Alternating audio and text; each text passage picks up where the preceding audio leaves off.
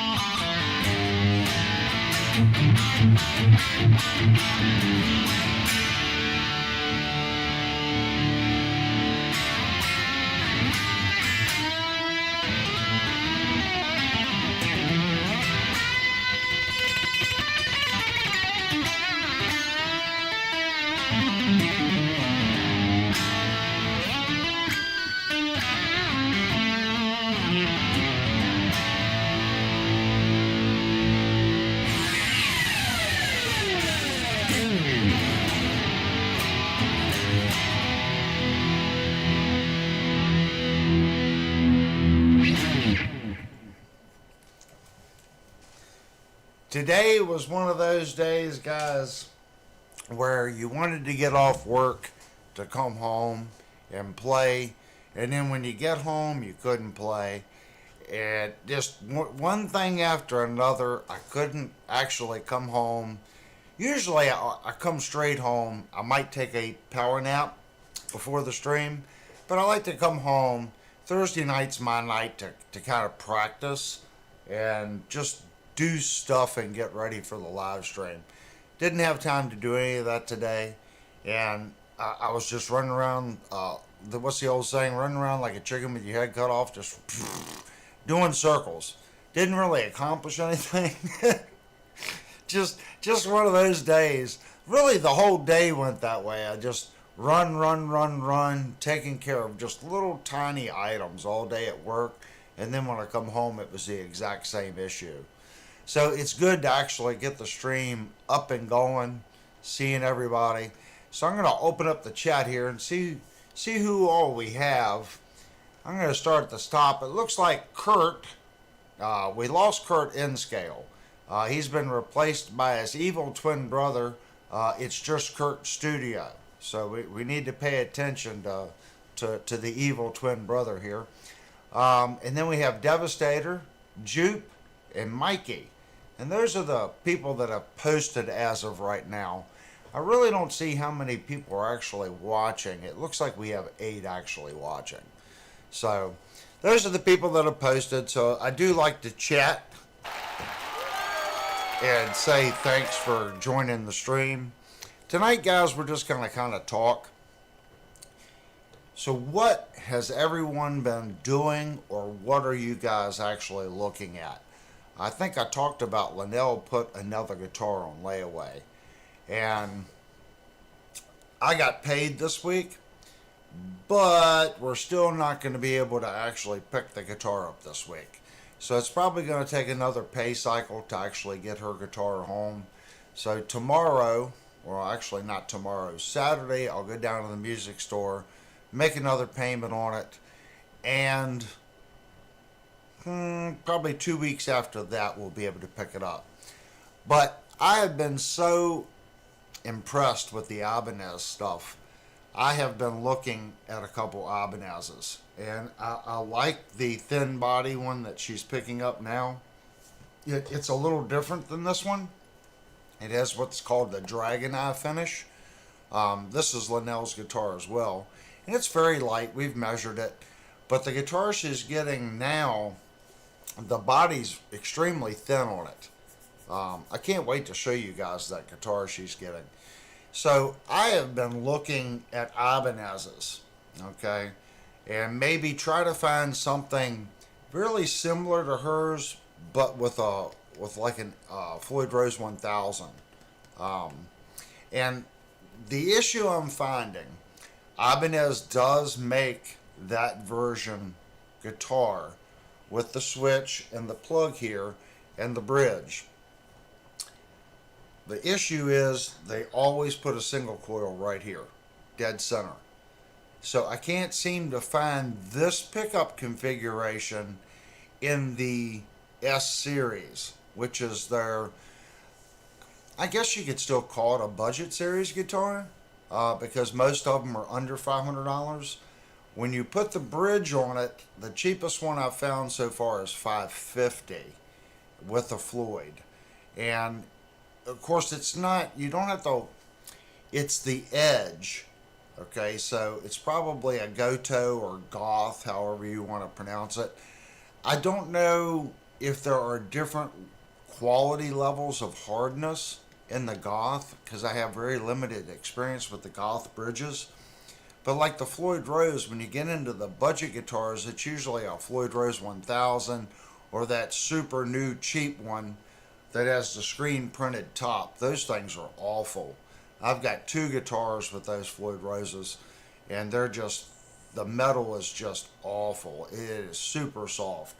So I'm kind of curious on the Ibanez, the sub 600 Edge bridge.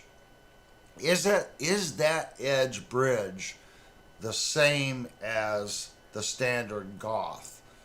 I don't know if anyone has any experience with that can enlighten me, that knows the Ibanez Edge and the Goth. What is the difference between those two bridges?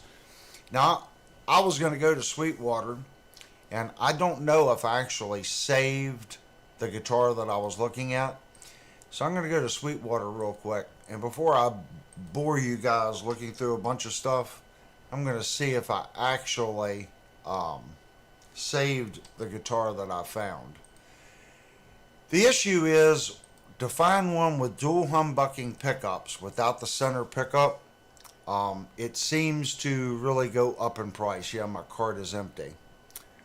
So that means I did not save it. So I am going to have to go and do a search for that guitar, just so you guys can see it.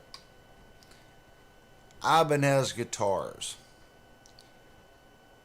So I guess what we can do is I'll actually just share my screen here, display screen.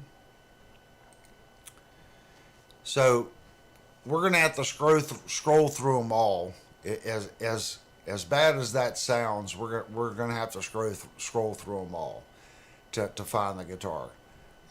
That was the issue I had the other night. Just trying to find. Now here's an S series. Some of the S series really get expensive. Now this got a fancy top on it, but this one's $2,300. So we're trying to keep it in the budget series.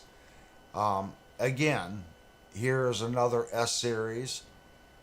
Really fancy guitar, but we're at the $1,500 price mark. So when we bought this guitar, the one that I was just playing at the beginning of the video, the salesman at Shenandoah Music said they did make that guitar with a Goth bridge. The issue is, like I said, I can't seem to find it. And when I get to the point where we actually see there's 18 pages we have to go through, I'll stop at the one that keeps coming up. So this is not it. That's an RGR. And I've noticed something. Ibanez really needs to work on their product numbers. Like this one, it's an AS93QMSP. I'm sure if you're an Ibanez fan, I'm sure all these letters and numbers, like QA, I'm pretty sure that means like quilt, and I don't know what the A is.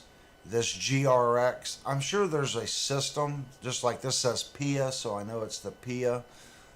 C, I have no idea, but I'm sure there's a system behind their wild their wild naming on these guitars. So I'm still looking here. These two are beautiful. I didn't pay much. I don't know if everyone. My first guitar my father bought me was an Ibanez Roadstar. If you guys are not familiar with the old early 80s Ibanez Roadstar guitars, they were phenomenal guitars. And they at that time Ibanez wasn't an expensive guitar. Um, they were still getting out of copying the Gibson and Fender. They they did a lot of copying. Um, so the Roadstar was their first attempt to build a Strat that wasn't really like a Fender. And the bridge on that guitar that I had was actually pretty. It was a pretty nice bridge. Now, I don't know if that was a Goth or not. It was quite chunky, but it was a nice bridge on that guitar. I do remember the bridge. But after that, I went to the Kahler 2700 and kind of never really looked back after going to the Kahler. The Kahler, everyone knows, kind of like my favorite bridge. See, every one of these thin body ones are in the $1,500 range, and that's not what she had purchased. So I'm gonna just try to quickly scroll through these. Now here's the RGA, but this one's a 7 string model. That's what hers is. The one that I was playing at the beginning. It's an R. Is this one? Yeah, I'm pretty sure this one's an RGA. Yeah, RGA 42 FM. So that's the 7 string model right there, and it's reasonably priced. You can say it's 549. So that's what we're trying to do, but after my search last night, it didn't seem like that was going to be possible. Now this one here, this is, in my opinion, this is a beautiful guitar. I'm not much on the really blonde. What gets me is they got the blonde top and then they do the red on the back. Uh, it seems a bit drastic if we look at the side profile here. And I've yet to figure out what that is. Um, Kind of red. I'm not a big fan of that color shift between on the sides. So let me keep scrolling down. I should have done this before the stream because I really want you guys to see this guitar. See, again, this is the configuration most of them have. Humbucker, single humbucker. Especially when we get into the cheaper ones. I want to say they were towards the end, but I don't want to miss them. So we're just going to scroll through them all. Again, another beautiful guitar. And believe it or not, guys, this guitar right here, this 8 string for 500, our local store has this guitar. And this is actually a really good playing guitar. I don't think I could get used to the 8 string neck. It feels like you're holding a huge baseball bat. But it had low action. It did not buzz. Incredibly crazy for $500. I almost bought this guitar just for a review. They had it on sale for $450. And that was about a year ago. But I just remember that it played really well. So if you're looking for an 8 string on a budget, that's definitely the 8 string on a budget. And my window keeps going back a page, if you guys caught that. So that's where we were at. Let's go to page 4. Lots of basses. Here's an RGA 742. That's where we were just at, I think. Really need Linnell's out there talking to my cousin. I really need Linnell to find it. And I don't have the chat open, so we'll have to hold any any comments until I find this guitar. Isn't that awful? Here's the RG Standard. So I think this is very much like the Vi Junior version without the monkey grip hole. Pretty sure that's about the same guitar. Now here's one. This is the first one I found that has the thin body like Linnell's with the Floyd. The body right here, where my pointer is only about a half inch thick. Well, it's not a Floyd. It's a Ibanez Edge, and it looks like it's the Low Pro, or Goss version of the Low Pro. It's a beautiful guitar, and this one actually has a colored back. But we're at the $929 mark. They only have one model. See, I keep hitting the back button. I think I'm messing myself up when I do that. Yep, I went back to page. Yeah, see, that's page 3. We were already past page 3. We were on page 4.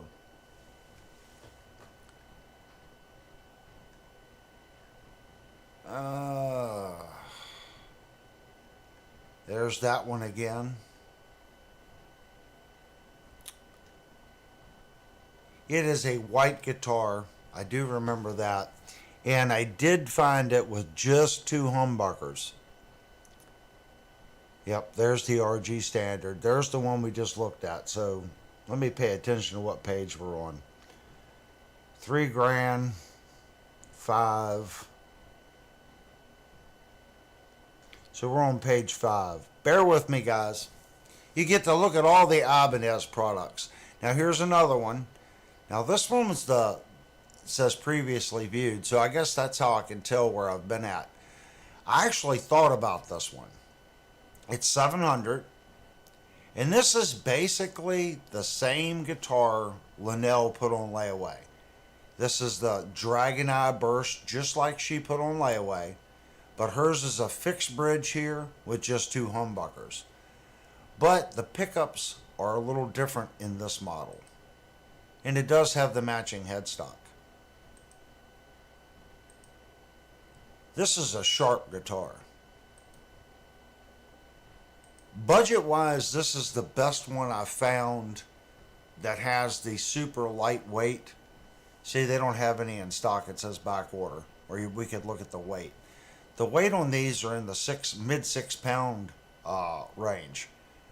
For a tremolo bass guitar at 6 pounds with 3 pickups, it's quite crazy. And it's really not showing how cut the body is. The body is just super thin. It's a beautiful guitar. So if I'm on a budget, this will probably be a guitar that I purchase. Of course, I just talking. That's all. Let's see what page we're on. See, it went all the way back to page 2 again. I don't understand that. It's like they don't want you to look at the products. See, now I got to keep scrolling down because it doesn't have a button that I can. Well, maybe I can automatically go to page 6. Yeah, I have to type it in. Isn't that awful? So, but it went to page 7. Oh my gosh. So I'm looking for this one. Now, this one in person, I think Jupe went out and saw this guitar. This is the RG, just like the one I was playing, but in a different color. That's a really pretty color in person. So I'm looking for previously viewed thin. This guitar here is pretty cool, but it's $2,900, so that's out of my price range. So we're on page 7. Let's go to page 8. Here's another RGA. This is the blue quilt top.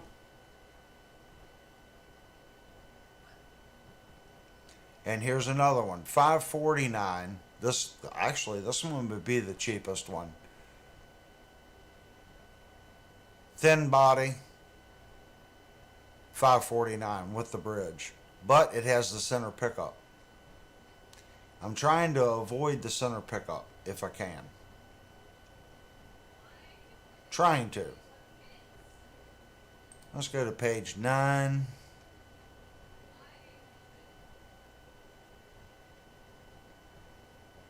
Hopefully you guys are chatting amongst yourselves going, this guy's just like scrolling through Sweetwater. I can do this without watching the stream. I want you guys to see this guitar. I was probably on Sweetwater for 2 hours 2 nights ago looking for this guitar because they told me they made one and I want to see it. And I'm pretty sure this is it. Yep, this is it. This is the only version of that thin body guitar they make with the Low Pro Edge bridge. Dual humbucker. Thin body. That's it.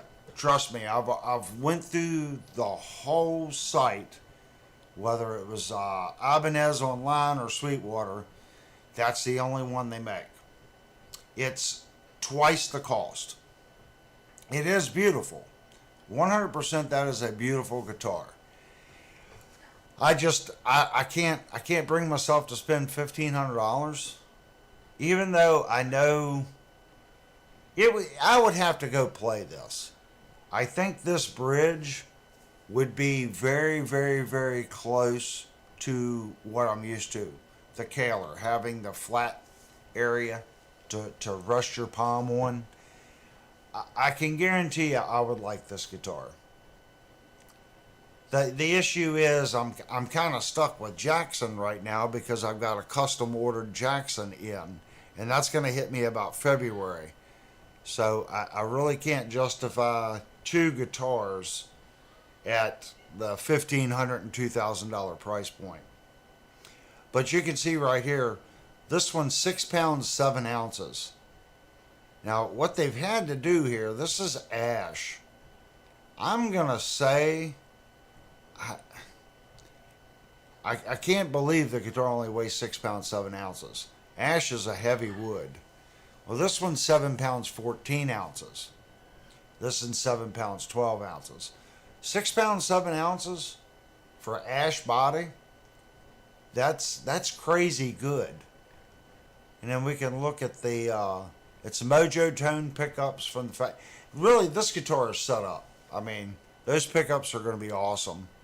I've heard a lot of people talk about the Mojo Tone pickups, the bridge, the tuners, everything about this guitar. You buy something like this, you really shouldn't have to upgrade it, and you don't have to. I just can't. I don't know. It's a Wizard 3 neck, bolt-on. The radius is 15.7. Rosewood fingerboard, offset dots, 24 jumbo frets. It's 25.5 on the scale length. And it's a Edge 02. So that's their low pro version. And here's the Mojo Tone, 1 master on the volume, and 2-way toggle coil switch, 3-way blade switch. Comes with 9 to 42s, gig bag. It's all right there. I already know that this would be a good guitar for me. I don't know. I think just get the one with the Dragon Eye, the Dragon Eye burst with the center pickup. It's $650. So it's hard to justify doubling the price. Now, granted, the cheaper version, guys, that's a laminate top. Okay, it's like a veneer. It's not really truly a laminate. It's a veneer. So that's a solid ash body. So the guitar is going to be very different, if that makes sense. it's just that's a hard call. But that's what I've been struggling with all week. And like I said, we can't even pick up her guitar this week and to get it. So we're gonna wait 2 weeks, and then we've got this one. She doesn't mind me playing it, but just playing this guitar, if the one with the bridge plays anything like this one, it's going to be a great guitar. And before anyone says, well, why does Avery do that? Why doesn't Avery just get a guitar and, you know, build one up the way he wants it? I can do that, but I think I said this before. Like my Fender FMT, I wanted to buy that guitar. I did not want to have to set it up. I didn't want to do anything to that guitar. I wanted to go into the music store, pick a guitar that I thought played well, and hand it to somebody that I knew did good work and say, look, set this guitar up for me. When I pick it up, I just want to go home and enjoy it. I don't want to put strings on it. I don't want to level or fret. I don't want to change the action height. I don't want to intonate it. I just want to pick something up that's properly set up and properly, done right out of the gate. And really, the guy at Shandor Music's the only tech that I let work on my guitars. If I get frustrated and I'm like, you know what, I'm just not going to worry, I'm going to pay someone to do it, I take it to him. He's a really good tech. I trust him with all my guitars. So when I bought this guitar, I said, hey, can you set this one up for me? I just want to buy it, take it home, and play it.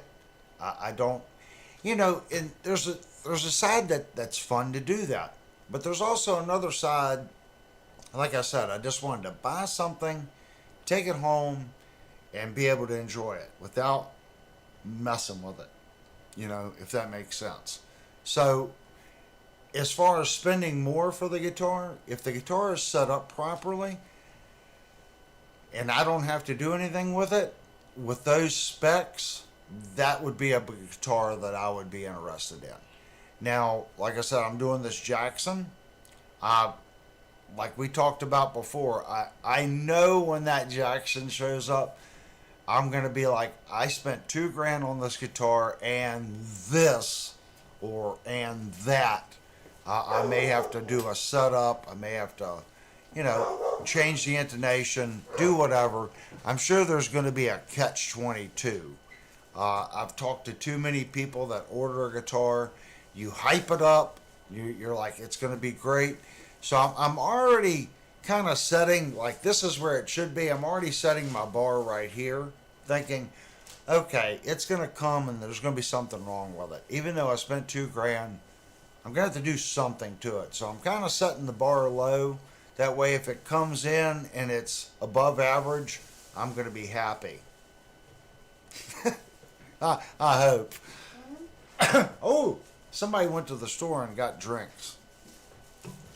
So let me reopen up the chat since I bored everyone to death going through the YouTube thing. And you know what, guys? There it is. Oh, since I reopened the chat, I see we got Birdman joined the group. And Pentagore came in. I want to thank everyone that come into the chat. Sorry, it might be a little boring tonight. Little slow start, but that's okay. So what do you guys, now that I have the chat open, what do you guys think of the white Ibanez? That's $1,500. Or do just the Dragon Eye one. I should go back and put those in the cart. That way I can pull them up pretty quick. Or just say, nope, just play Linnell's guitar and live precariously through Linnell.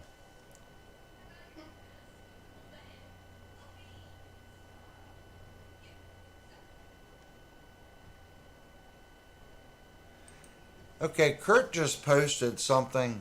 As far as this channel, believe it or not, Kurt, when we first started doing live streams, I don't know if you mean like members only where you have to pay into the channel to watch it, But when I first started doing my lives, you had to be a member to participate in the chat. Okay, I don't do that anymore.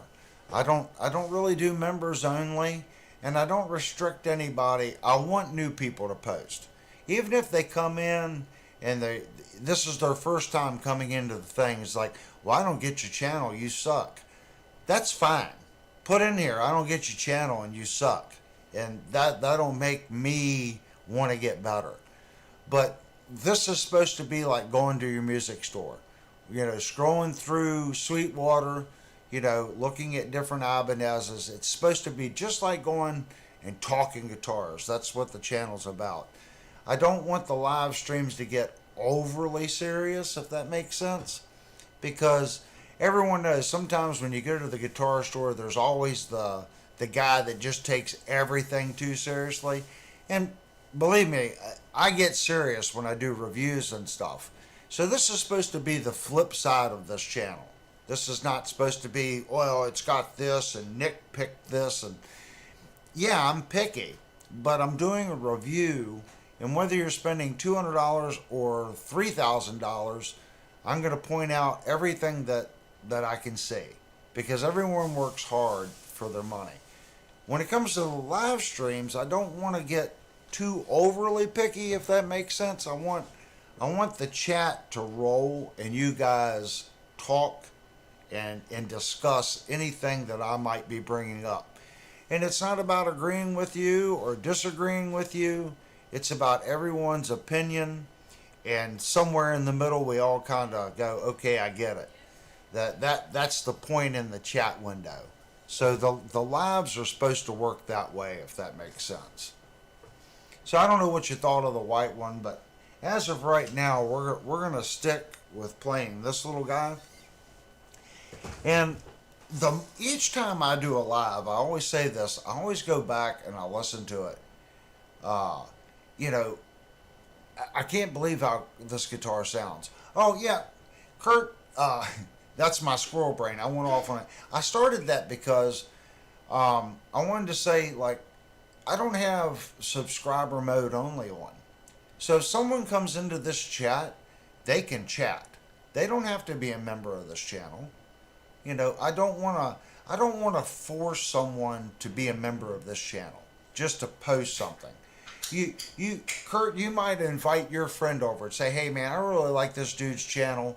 Come on over there. He's open. We just hang out and chat.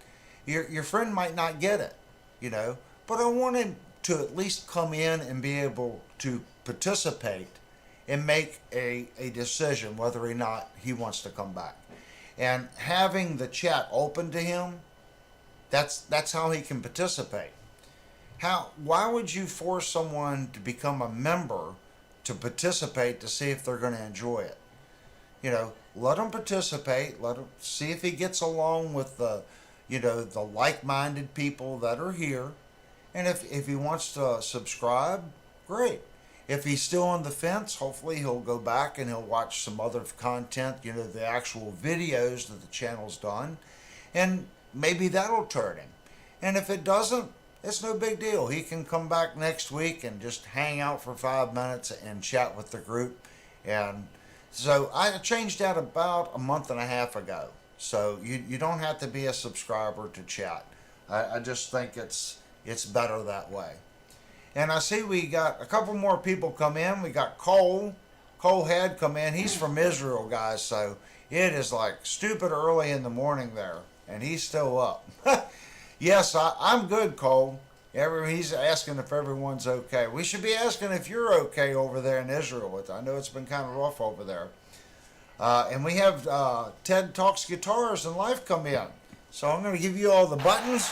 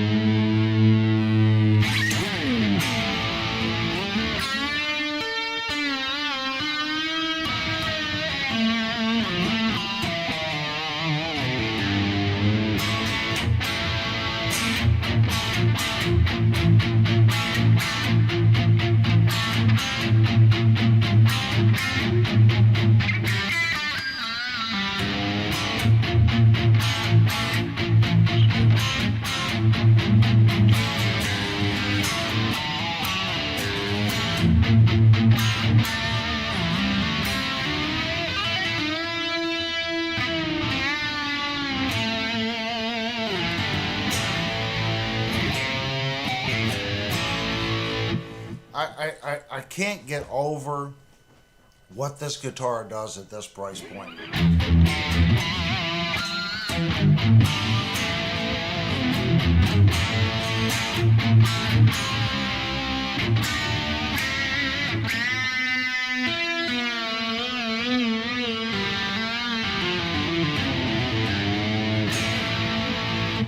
That's another thing I really like, guys. When you can,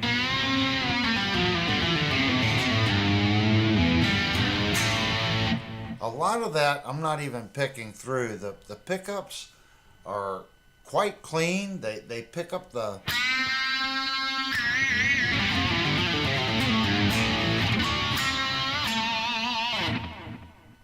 They want to know if you got the thing out of your finger.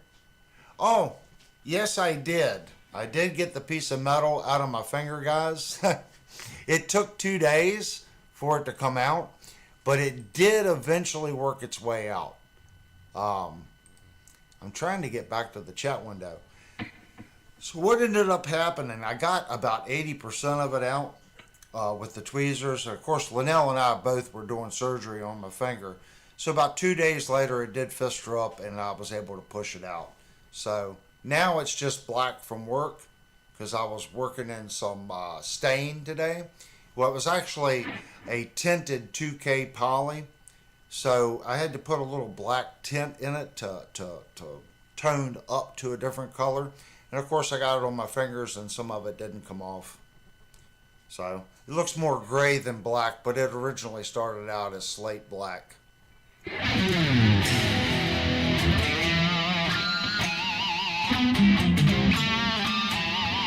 And you can tell I'm able to dig back into the strings.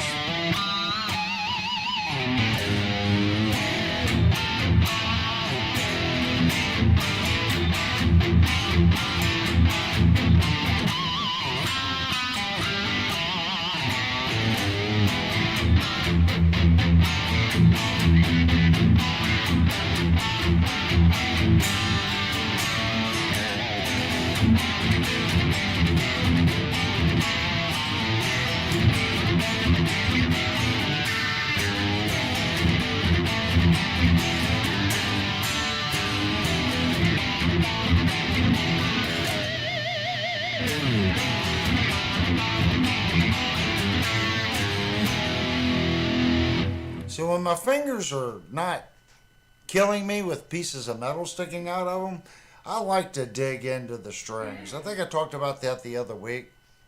I think doing YouTube has taught me a lot of things. I used to be overly conscious of making mistakes. Now I just kind of, if I make a mistake, I'm human. You know, if I come in, miss a note, I'm human.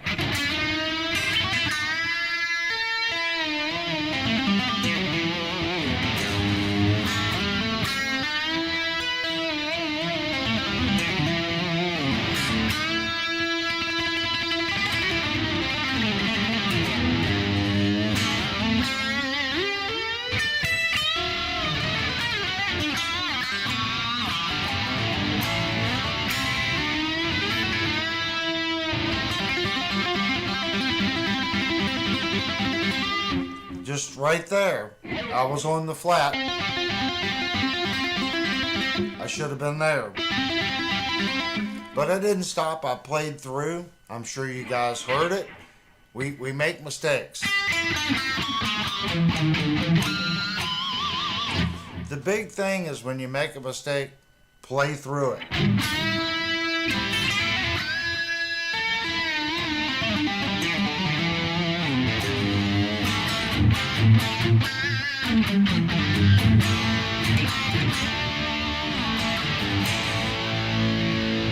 I hear that the most. A lot of people, they almost, it's almost like they got to do the reset button. If they make a mistake, they'll pause and they either wait for that particular measure to come back around and then they pick up. They don't necessarily go to another note and try to bridge their sour note back into the song. And I think musicians that are able to do that, I'm not as good as some guys. Some guys are really good. They go, oh, I just hit D sharp, so how can I resolve that back to A? Some of these guys, when you watch them, it could be one of those things where they're like jazz. Jazz artists are really, I was going to say bad, but they're actually really good at being bad. They push something right to the edge and then they bring it back. And I think that teaches us so much how far we can go out of key and bring something back. Is it technically out of key? Eh, who knows? I think if you resolve it properly and you're not on that note long, who's to say it's out of key? If it sounds right and it flows right, you can take the bass and the keys and you can add some secondary notes to it. You can bring that back around.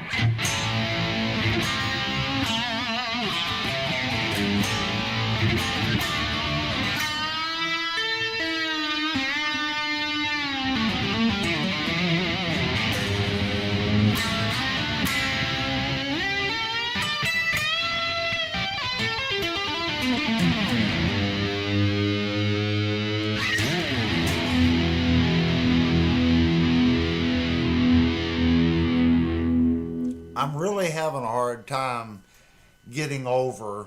If you guys can find one of these, like I said, we bought this one used for $250. For $250, this is a stupid good guitar. They're out there. Jude bought one of my Fireflies that was stupid good for $200 too. I think it was $200. It was a little more with shipping. Sometimes you just, now I might pick another one of these up and it doesn't play like this one. This one is stupid good. And I know because I keep picking it up. And that doesn't mean it's my best one. Right now I'm going through a phase where I have like 6 guitars that need strings. So I really need to get busy and start restringing some guitars and get some other guitars out here. That's why you keep seeing different guitars. I'm breaking strings and then I'm just putting them in the case, and it's forcing me to go through my guitar collection again, and which is good. I call it the banana over here. My yellow Kramer's has gotten some love lately. I've been playing that. Of course, her Ibanez, and I was almost going to bring the Revstar out tonight because I kind of miss playing the Revstar. It's sad to say I've got so many good guitars to pick from. And you almost get tainted. You kind of look at it and say, well, which guitar do I want to play? And it comes down to what you feel like doing. Well, everyone knows I like hair music. I like 80s, 90s. So I'm going to gravitate more towards that type of instrument. But that doesn't mean that my Squire over here doesn't get love either. So maybe one week I might jam out on the Squire. Who knows? So music and gear in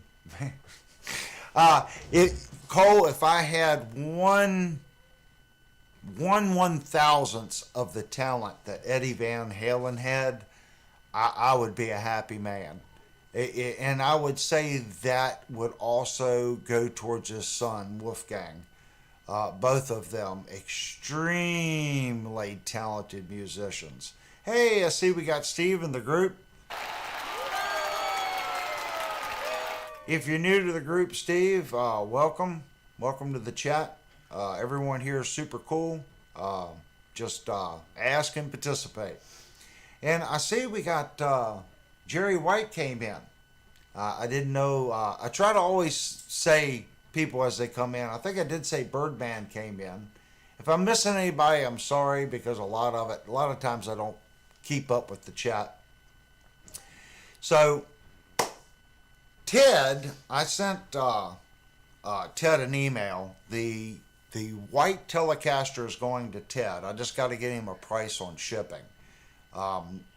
If Ted wants to disclose at a later date what I offered the guitar to him for, that's fine. As of right now, I'm going to keep it between me and Ted. Basically, I'll say he's pretty much stealing it. The pickups in the guitar are worth what I'm selling it to him for. So I'm hoping Ted's going to take this guitar. I gave him some. Well, hold on. Before we talk about what Ted should do, and then we can go over there and hassle his channel once he gets the guitar because he didn't do it. Let me grab a smoke real quick.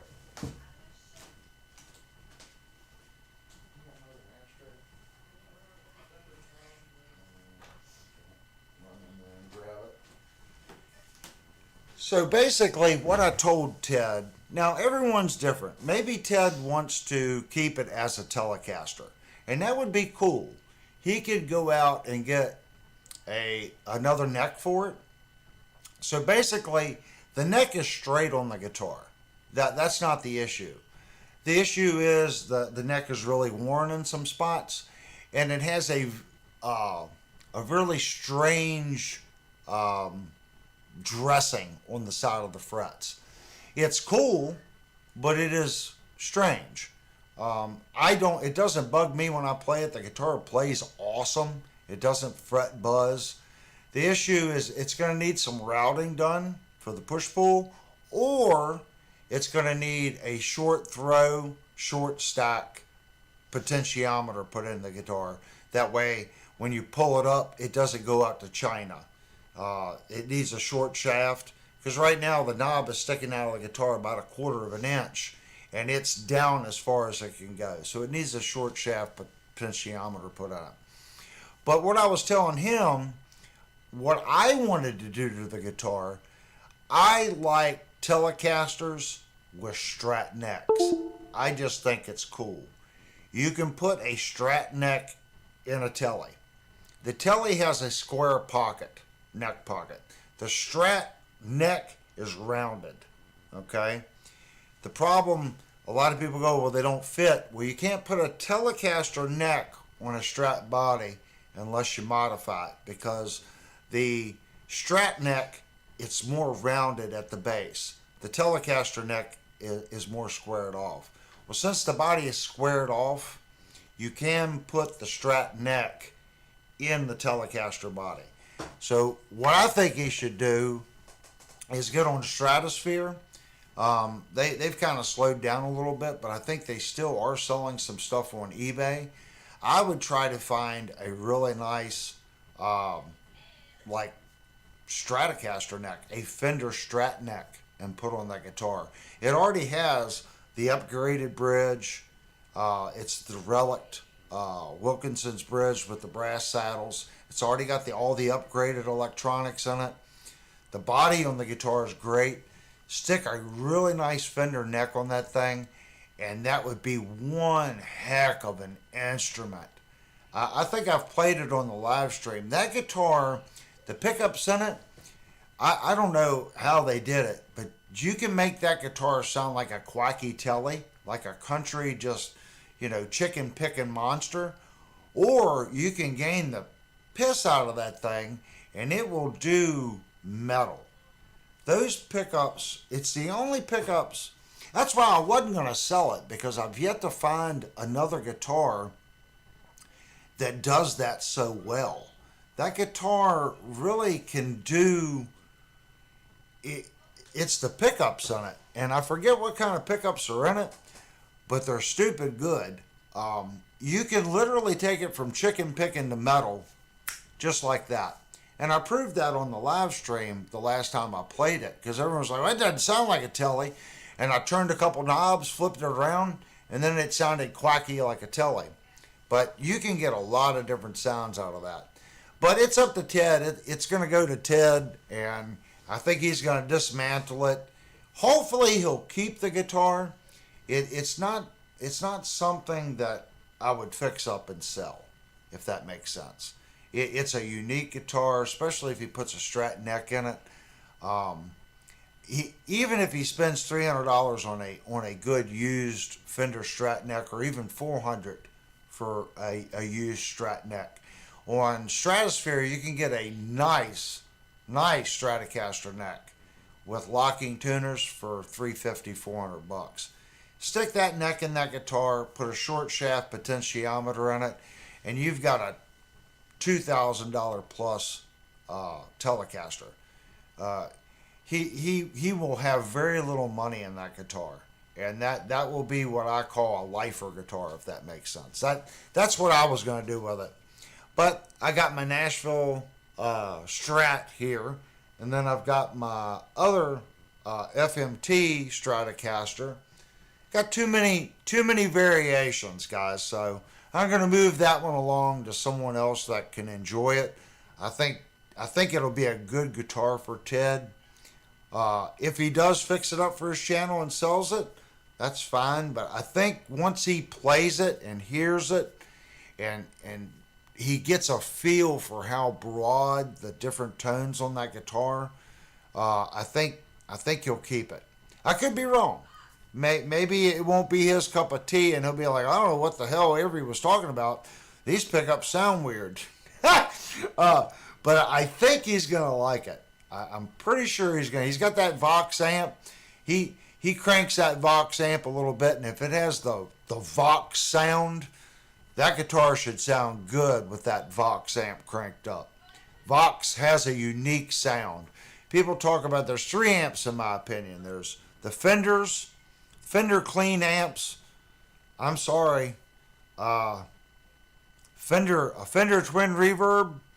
If someone can name a louder, cleaner amp than a Fender Twin Reverb, I want it. I want to see it in the chat. Steve, I don't know.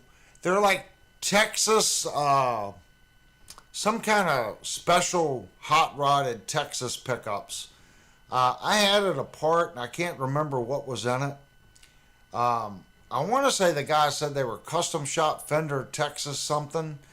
I just don't remember when I opened it up. I do remember the pickups and the electronics cost more than the Squier Vintage Vibe guitar new. So the guy had about $900 in the guitar. So it's a nice guitar. And like I said, the fretwork on the guitar, even though it has a very strange end dressing, the fretwork's good on the guitar. It doesn't buzz. It plays nice. It has low action. I would just leave it the way it is if you leave that neck on the guitar. Me personally, I think I would get a Strat neck for it. Or you could put another Telecaster neck on it. You could go to Walmworth or Warmworth or whatever, however you pronounce that. There's a bunch of different companies that make quality Stratocaster necks that you could, if you don't like the frets and you don't like the blonde fingerboard. I'm not a big blonde fingerboard person, even though I do have a lot of blonde fingerboard guitars, maple necks, fingerboards.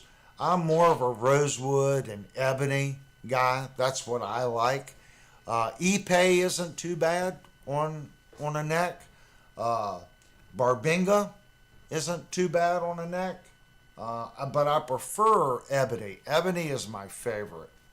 And it's really hard to find a Fender Strat with an ebony fingerboard. That's a hard one to find. Jeep says I played a Twin once. The Twin Reverb is the loudest freaking amp you can possibly imagine. With two 12-inch JBLs, that amp is stupid loud and it is stupid clean. Fender just has that sound. It's just the Fender sound. Everyone knows Marshall. Everyone says, well, it sounds like a Marshall. Oh, we've been a Marshall on a pedal, Marshall on a box. Marshall has that sound. Getting back to what I was saying, Vox has a sound. You know, when people go, oh, that's a Vox. I would say Vox, Marshall, and Fender are probably the most recognizable toned amplifiers on the market. And that's not to put any other amp manufacturer down, because my amp is neither of the three, okay? Neither of the three. But I think they're the most recognizable tone. Whether you have a Fender Twin or a Princeton, they just have a sound. and a Vox does the exact same thing. The way the Vox goes from the clean, and when you dig in, you get a little bit of grit out of it. A Vox just does that really well. And everyone knows the Marshall. I mean, Marshall doesn't need anybody saying, well, it sounds like this. Everyone knows what a Marshall can and can't do. But I would say those are the three amps that, off the top of my head, are recognizable, if that makes sense. If someone has another amp that is, instantly recognizable, I would like to see it in the chat. But I would say Vox, Marshall, and Fender. Those three are the top three, I would say. And that's what Ted's got. He's got that Vox. So I think if he turned that thing up and put a little grit on it, and we're controlling the volume, he could go clean, roll the volume up on it, and get a little bite. It ought to sound really good. Yeah, my Bassman 60 is stupid loud. It'll shake the neighbor's house. Yes, I can imagine. Mine was a 70. I think I had a 1970. And guys, you guys can shoot me right now because I sold it. I had a 1970 Fender Twin Reverb Silverface with factory JBLs on it. And I was playing a lot of hair music. This would have been probably 1990 I sold it. And it just didn't fit what I was doing. I sold that amp and my Gibson Explorer at the exact same time.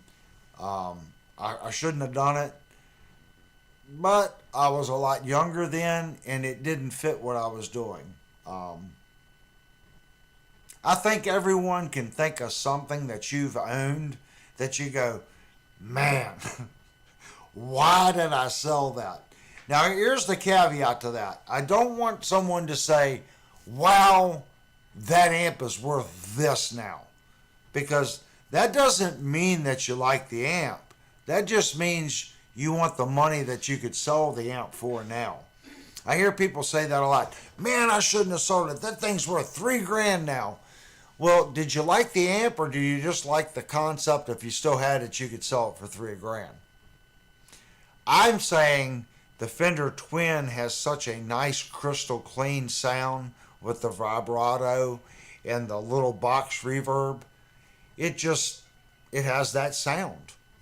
I mean, you put a little vibrato on it, crank up your reverb, it's just got a sound. That would fit me. I've got an Egnator. I love my Egnator. The Egnator's got a awesome clean tone. I think the Egnator's probably a little bit better on the low end, but I don't think the mid highs and the highs are as sparkly, I guess would be the term, as a Fender. I think the Fender just has a sparkle to it. If you've got a good guitar, and this is where a good guitar comes into. You can have a crappy guitar with a good amp, and you can make that crappy guitar actually sound pretty good. But if you have a really good guitar with good articulate pickups, and you plug it into a really good amplifier, that's where I think the magic happens. That's where you start hearing the sparkle. Whether it's in the highs or the mid highs, you get that sparkle. In anything under 80 hertz, guys, if you're playing here at your home, sure, you like that little bit of bottom end. But in the real world, playing out, that's the bass player's job. You got to leave that open for the drums, bass, keys, stuff that fills that end. Yeah, it sounds cool, but 80 hertz and under, really technically your guitar, it's not unusable in a band situation. The Egnator, I think, is great on the high end. I just don't think it has the sparkle that the Fender has, if that makes sense. But it does other things really, really well. The Egnator gives you that nice clean sound, but yet it can get raunchy. It can give you that raunchy blues sound. And with a boost pedal, it can get into, I would say, the early 90s, mid-90s grunge tones. It can do that too, along with some 80s. It can do some 80s stuff with the boost pedal. So I think The Egnator is probably a little better for variety if you're doing variety work, where the Fender Twin, even if you put a boost pedal and a distortion pedal in front of it, that amp just doesn't break up, in my opinion, like the Egnator or like a clean Marshall would, if that makes sense. But I don't think that amp was ever designed to do that to start with. So you're kind of asking for that amp to do something that the engineers didn't want it to do. Back then, they didn't have massive PA systems like they have now. So the amps on the stage, that's what was projecting your tone. So you had two or three of those Fender Twins on stage, you could play one heck of a place with that. You can play one heck of a place with just one of them. But if you had two or three of them, whoo, you could play a stadium. Bass player in my old band had a 500-watt Harkey, 215 cab. Ha! I bet you that thing could vibrate the wine bottles off the tables and the beer bottles. That's crazy. The bass player in our band had, I'm pretty sure it was Harkey. No, it was Trace. Who had the titanium cone? Was that Trace Elliott or was that Harkey? He had a 410 titanium cone and a 115 cabinet. And he had a PV preamp and power amp. It was like a little box that sat on top. That thing was stupid loud. When I say stupid loud, it was stupid loud. Well, a lot of punch. It sounded awesome. But I just remember it was some kind of titanium cone 410 cabinet. I don't remember if it was Harkey or Trace Elliott's. If someone knows which one did which, I don't remember. Player used a hard. Pentagore says, Steve, my singer bass player, used a Harkey cab 410 aluminum cones load. Yeah, so maybe it was Harkey. I just remember Trace Elliott had the black and green logo, but I can't remember if it was a Harkey or a Trace Elliott.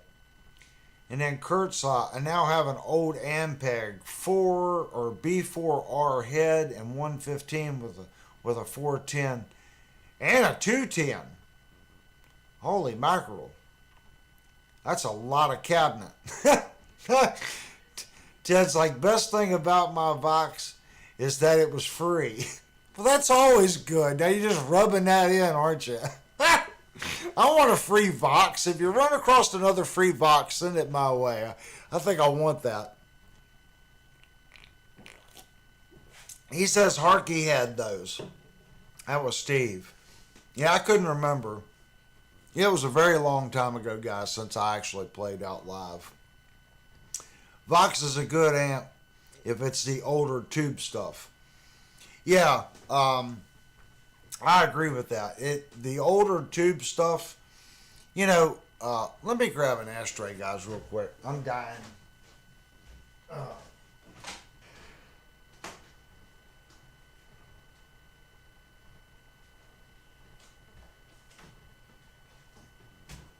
That gets me back to my Egnator.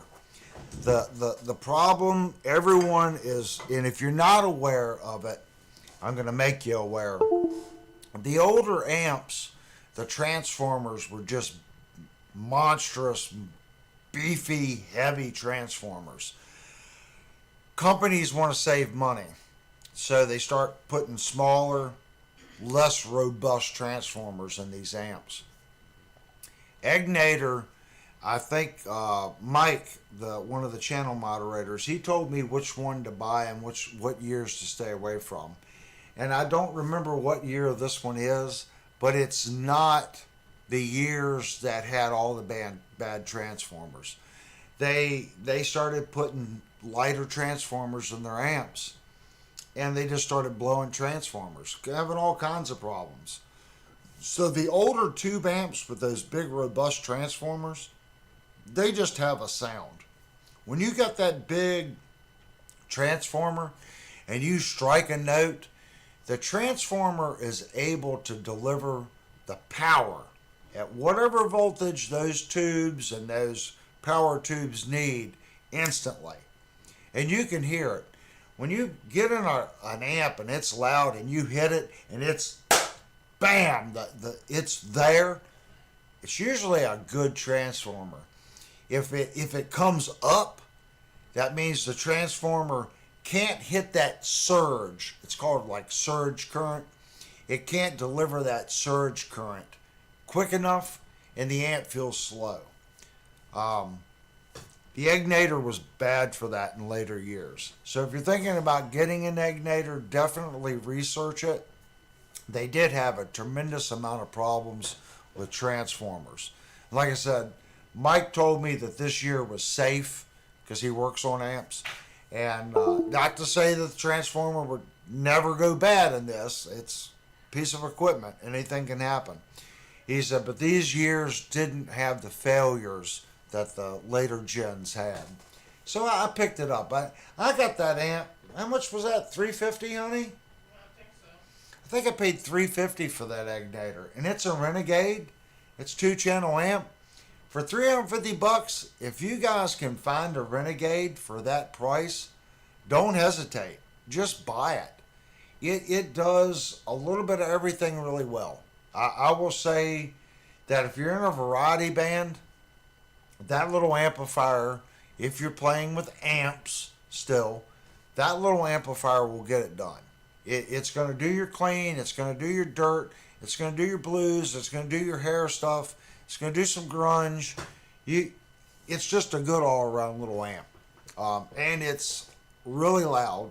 It's got a switch where you can go like 3 different wattages. And I have it on the lowest wattage possible, and it's still blow the windows out loud in this house. It's a nice amp. Let me see. Ted's got a bunch of comments here. A former student of mine left it at a church when he moved to the mission work. Oh yeah, I heard you talking about that's how you got your Vox amp. I heard you talking about that on your one live stream that you got it from the church. Technically, yeah, and it cost $100 to fix it. So that's still cheap, man. You know, $100 for an amp. I do that all day long. I've got an amp right here. Let me see if I can switch cameras and you can actually see it. Oh, nope. So let me show you one of my amps that is in file 13 zone. So this is my Black Star, and it is dead. Don't know what's wrong with it. And the next problem I'm having with it is no one wants to work on it. No one wants to work on it. It has these little teeny weeny, they're called micro components in it, and everyone's like, nope, don't want to work on it, don't want to work on it. And from what I understand, the text that I spoke to said that they just replace boards in them. And it is. When I open it up, it's these little teeny weeny, little tiny stuff. And that amp got very, very little use. It's an HT 2.0. The amp sounded great. It's a great sounding amp. It was just, maybe I got a bad one. But I've heard other people talk about Black Stars going down and having the exact same issue that I'm having. Non-serviceable. The way the amp's made and built, no one wants to work on it. If that amp, when I bought it, was almost $1,000, it didn't last 2 years. I can't spend $1,000 on an amp. That's a smaller amp, and then not be able to service it. I should have put that $1,000 in a used older tube amp. And okay, I got to recap it. Fine, you can recap an old amp. This one, I get new tubes. I can get an older amp you can go in. You can work on it. It's hand wired. Even some of the Marshalls that went to the PC board, even though the sockets are on the PC board, it's just not post-to-post wiring. They're just using the PC board to connect between the sockets. If one of those traces go out, it's still simple. They just run a jumper wire. if a trace goes out. I've seen that on some of the Marshalls. But when they got to this style, the amp right here, when they went to that style with those sub micro components, it's non-serviceable. So I would have been much better off to get a used, maybe Marshall, combo amp, or like a PV EVH 5150 little combo with 6L6s. That's a tank of an amplifier. If you guys can find that 6L6 power amp EVH PV combo with 212s, that thing's a monster. Open one up in the back. It is a serviceable, it is on a printed circuit board, but it's a serviceable amp. You can fix that amplifier. I would have been much better off buying something like that than this Black Star. Just putting it out there. If someone has a different experience with Black Star, that's great. My experience with them has been, I had a Black Star Silverline, and did it break? No, it did not break. But I could never get that amp to really sound right. It was a modeling amp. It just had you can go back. I did a couple guitar reviews with it.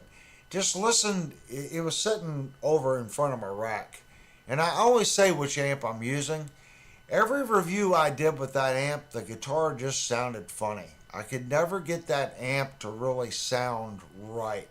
It always sounded really fake, thin, and artificial.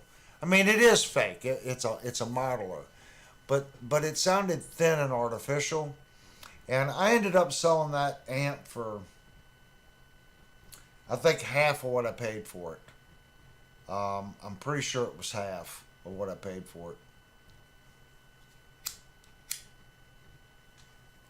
I don't know if anyone's ever had a Silverline or not. SMD components can be a pain. Yes, that term sounds like what the guy said. But my problem is, my nearest Black Star service center, they call it a service center. It's actually a dude that fixes amps out of his garage. He's 2 hours away. And when I went and found like their service center, it took 2 or 3 weeks for him to get back to me to even say that he would look at it. So I was just like, and that's the closest one to me. Because I asked him, he said he does it part-time. And he's an authorized Black Star service center. But he does it part-time out of his garage. So maybe other amp companies are like that. I don't know. But I thought, okay, I'm not going to fix it. So what I might do is I might send it up to our moderator, Mike. He told me to pull the chassis out of the amp and just send him the chassis. And he would see what he could do with it. I might do that, but I want to send Mike my power amp, my Pro Valve. It needs to be recapped. It needs new potentiometers. So I'm going to send him that while we're doing a lot of the lives. I've been using the Yamaha anyway. So I've been thinking about unracking the power amp and just putting it in a box and biting the bullet and pray that it gets halfway across the country in one piece so he can service it and then send it back. I don't really have anyone local that I trust like Mike to work on that vintage amplifier. So I gotta find a way of shipping it to where I know it'll be safe. Colehead says, I'm very satisfied with my Spark. I've heard a lot of people talk about the Spark. Everyone pretty much says the Spark is a good amplifier. Linnell got this Yamaha, like you're saying, satisfied. Everything that you guys have been hearing on the live streams is that little Yamaha. Great little amplifier. I need to get something to replace it because when it's hooked up to the system like this, I don't think she gets to really use it. So I need to find a replacement or go back to my Line 6 for the live streams. Don't know. Ted says, I had a great Fender Mustang. Same thing, not serviceable. Yeah, I bought a Fender Mustang for my son, the small one. It's never broke. It's got to be 15 years old. One of the very first ones that come out, the little modeling amp. It was a good amp. He's never broke it. So I'm going back looking at the chat, making sure I'm not missing anything. Steve, where are you at in Michigan? Oh, Steve's in Michigan. Yeah, he said if you were up here in Michigan, I wouldn't mind taking a look at the Black Star. Oh no, I'm in Virginia. So it's, but I gotta send it. Where is Mike at? I don't remember. Utah? I think Mike is in Utah. I can't remember. I think it's way out west. So that's where it'll be heading. Not the Black Star. Well, yeah, I guess I'm going to send the Black Star to him, but I want to send him my rack mount power amp. That's got to be the next thing.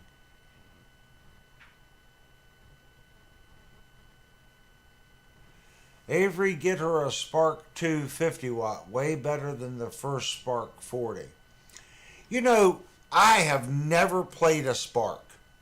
So if someone wants my opinion on the Spark, I really can't give it to you, if that makes sense.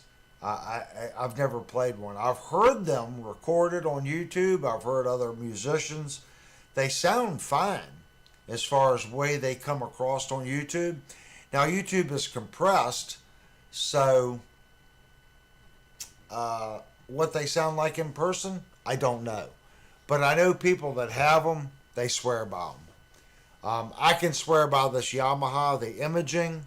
I don't know if the Spark is stereo or not. This Yamaha is stereo, so the stereo imaging out of the Yamaha is awesome. And I can only vouch for what I've been able to test and listen to. The Black Star, like again, I don't want anyone to think the Black Star sounded bad. It had a great sound. I loved the way the amp sounded. That's why I bought it. When I went in, this is the green one, which is kind of ugly.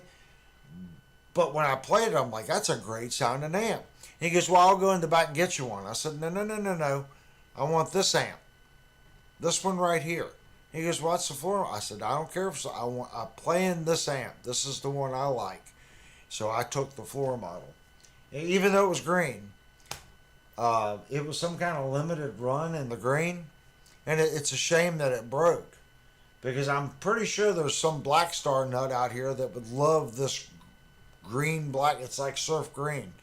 They probably wanted one and didn't get the limited run when it was produced. I've got one that doesn't work.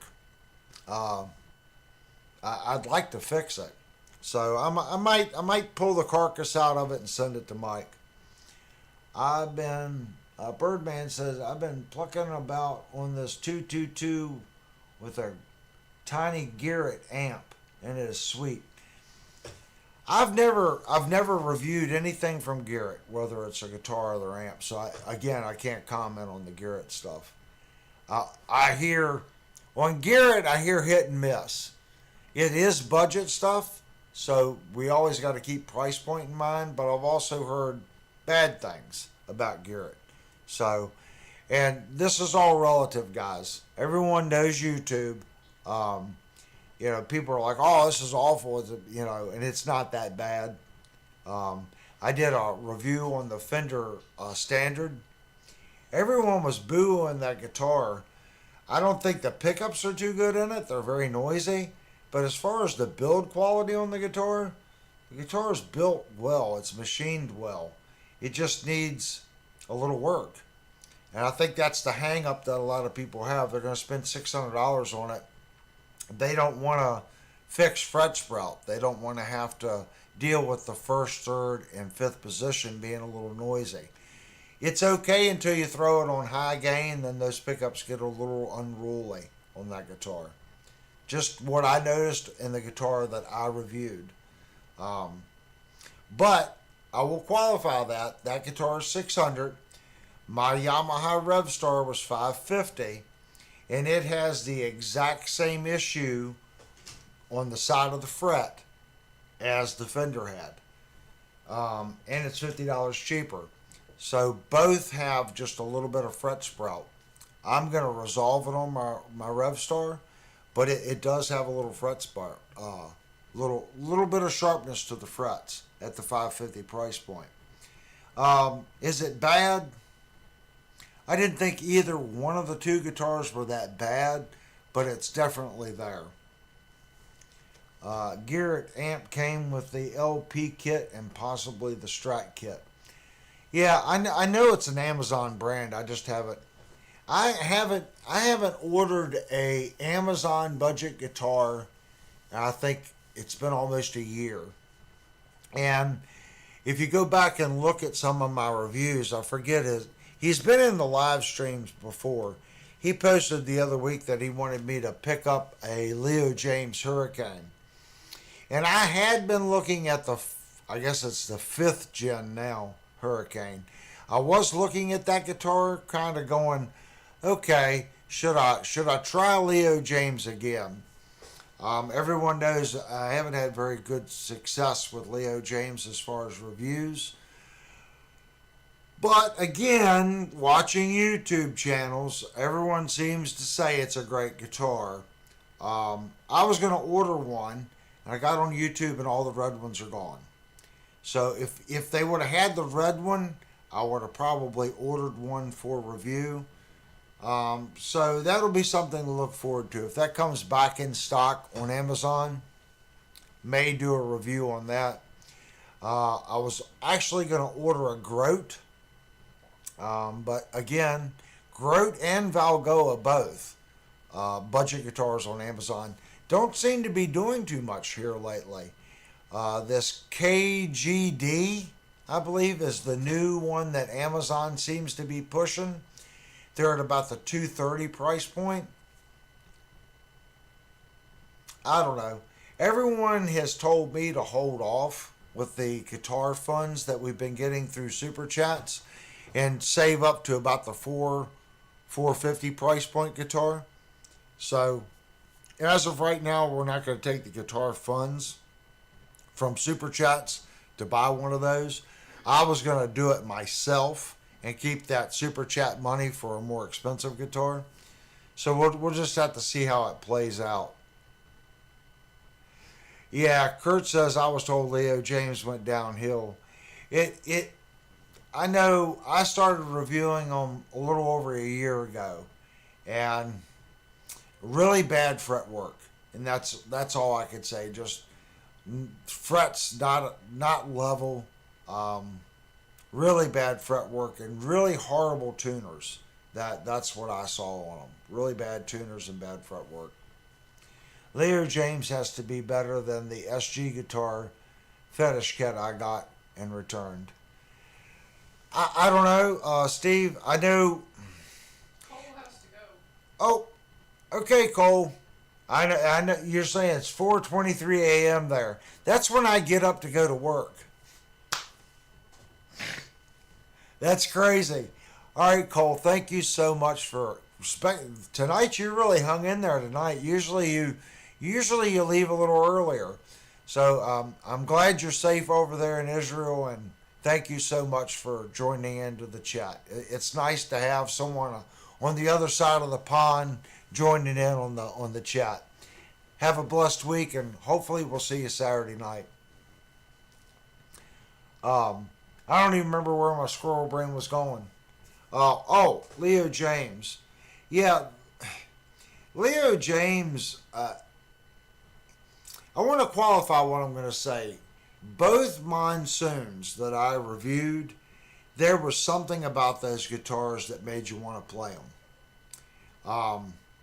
Even though the fretwork wasn't good, it's like this guitar, guys. There's something about this guitar that makes you want to play it. But this guitar has good fretwork, okay? It has good pickups. It's good out of the box. The monsoons, there was something about that guitar, and the pickups in that guitar are decent. They're decent pickups. If you're playing 80s or 90s, there's nothing wrong with the pickups in that guitar. It made me want to play it. I wanted to play that guitar aggressively. My drawback is Every Leo James I've reviewed has a low fret. I don't, I'm not saying a high fret is good, but a high fret you can fix pretty easily. If you've got a low fret, that means you're fixing all the other frets. You got to bring those frets down to that lowest fret. Just how it is.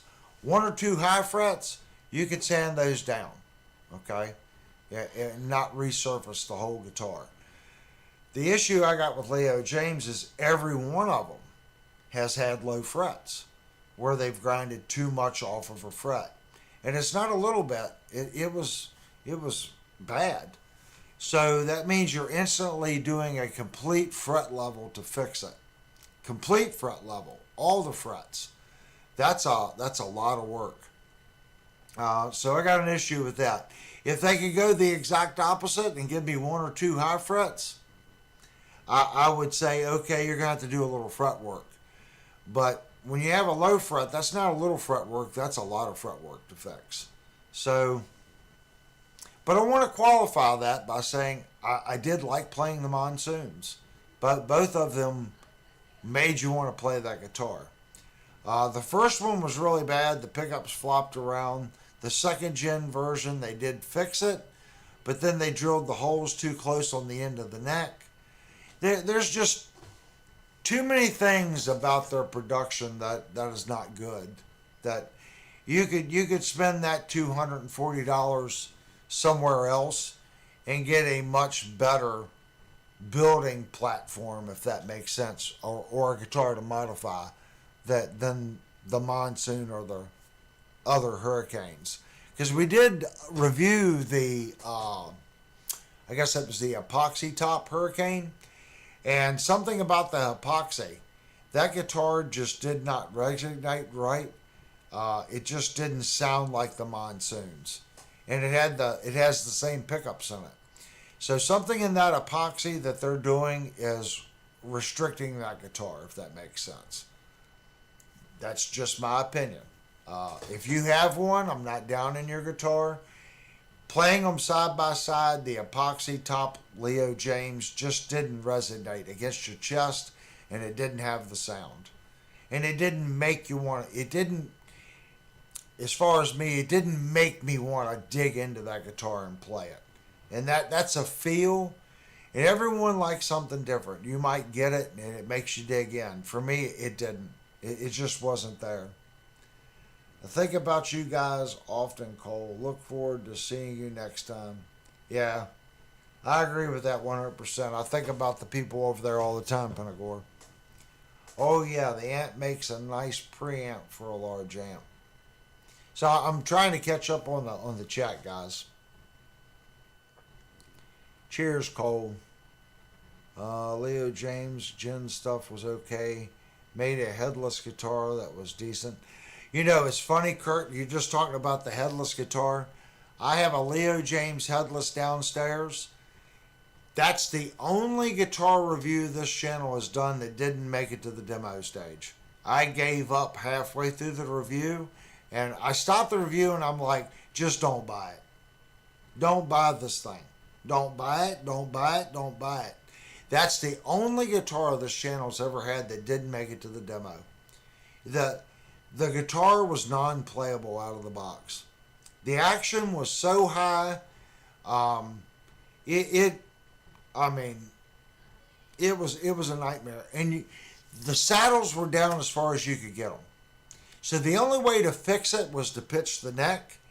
And when I put a shim in it, I put the largest shim I had. Even with the saddles all the way down, it was still at like 0.08, 0.085. Ridiculously high. So I took the guitar apart and it's downstairs on the table. One day I'll probably fix the guitar and we might do a giveaway on it. I can get the guitar to play right. What I'm going to have to do is I'm going to have to reshape the seat of the neck, and I'm going to have to mill into the body or change the bridge. Some type of bridge that I can get lower, or I'm going to have to mill like where the neck fits into the pocket. I'm going to have to mill the neck, this part of the neck down, to pitch that neck, to kick the strings up on the other end. I can do it. I can put it on the mill at work and fix it. I just haven't done it. So you guys can leave something in the comments if you want me to fix the guitar and do a giveaway on it. I've never even, I don't even remember what that guitar sounded like, if the pickups were any good or anything. It's probably got quite a few scratches on it. It has been disassembled in parts laying around in the basement for over a year and a half. It's that bad. That was just my experience. It could be a different headless. This one was the green. I guess it was about a year and a half ago. That's nuts. The one that came with low action and was okay to play. I didn't like it because it didn't have the 0 fret. Yeah, this one doesn't have the 0 fret either. And it's got the headstock that you got to cut the string, and the little string sticks out of the headstock that pokes you. It's got that locking mechanism on the top. Yeah, this one's got the plastic nut on it. So it's probably a different guitar. I did do a 0 fret. I think it was the E-Art that we did a review on that had the 0 fret. That guitar played nice. The E-Art necks, for a budget guitar, E-Art seems to have the best neck. Although Firefly has really stepped up their game on their fretwork and their frets, I'm still going to give it to E-Art. The $250 E-Art that they have on Amazon right now, the little Strat, that's a good guitar for $250. I would much rather buy that guitar than this $300 Firefly that I bought. The E-Art's just a better buy. Yeah, my E-Art has a 0 fret. Yeah, I figured. Yeah, I wanted to do another E-Art. E-Art's kind of hit and miss. Sometimes, if you're on Amazon, you see E-Art and there's no coupon, don't buy it. It may be 5 or 6 months, but eventually that guitar will have a coupon. Just wait for a coupon to get it. Their prices kind of went up, so when you wait till a coupon comes, you can get it for what the guitar was a year and a half, 2 years ago. Ted's gotta go. Oh, okay, Ted. I'm going to have Linnell call to. We've been just behind the game. Worst case scenario, Ted, I'll get you a price on Saturday on shipping you the guitar. But it's your guitar. Don't worry about it. And it's for the price that I emailed you. So it'll just be shipping. Don't worry about it. It's here. It's not going anywhere. It'll be your next project. And Ted, thanks for coming into the live stream and participating. It means a lot to me, especially when I see other channels that work as hard as I do that come in and spend as much time as you did tonight in the chat. I know it's hard. We always have videos that we're working on and something that we're doing for our channel. So it's always nice when I see channels come in and participate. Kurt's got one, and you all know I love my E-Art headless, looking to buy another one. But the first gen headless was the trim system is hard to find. Yeah, that one got such rave reviews and such a well-built guitar. I don't know if they're still doing that version or not.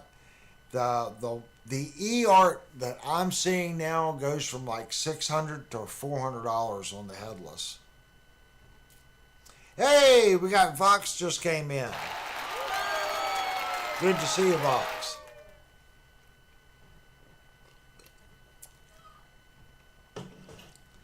That's no problem, Ted. I'm glad you were able to come, man. So we got Vox joined in a little late tonight. I was going to do a short stream, but now Vox is here. It's going to force me to go a little longer, isn't it? Vox, we have been talking about everything, from amplifiers to guitars to eBay stuff to Amazon stuff. We have been pretty much all over the map tonight. I can't even remember all the topics we've kind of went over. Ignators, tube amps, bad transformers, You name it, we've kind of touched base on it tonight. And we didn't stick with anything. We kind of touched base on it and moved on. That's what's bad. Kurt says they dropped that model. Yeah. I'll be honest with you, Kurt. You might want to look into Hills. Let me grab a smoke real quick. You might want to look into Hills guitars. Devastator said Jerry must have fallen asleep again. Jerry? I didn't know Jerry was in the chat. Well, he must have fell asleep, that's why he's not on. Oh. Devastator, you're probably right. Jerry's been doing working out and stuff like that, and he's been saying that he's just been worn out. So he probably passed out in the chair before the stream started. Fox said his internet is down. He's using phone data to check in. Oh. Yeah. Our internet here, Vox, has been... So I don't know what's going on. But I'll go to watch videos and it just loads and it loads. So if the stream isn't working well, it's because really the last month I've noticed a huge speed decrease in my internet provider, and I don't know why. And we got Dan in the group.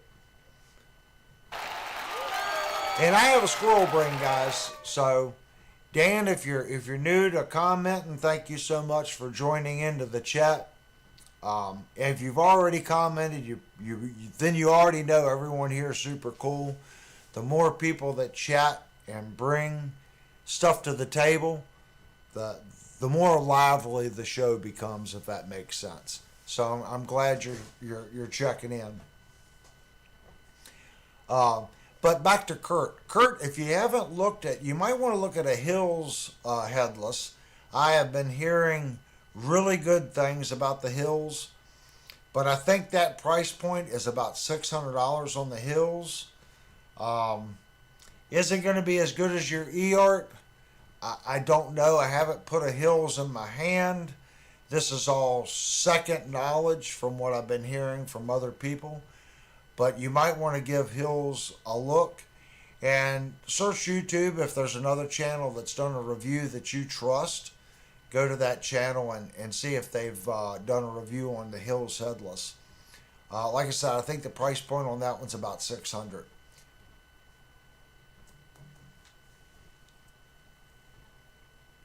I don't know if you're familiar with that one or not. Yeah, we got Rezo come in the group too. Cool.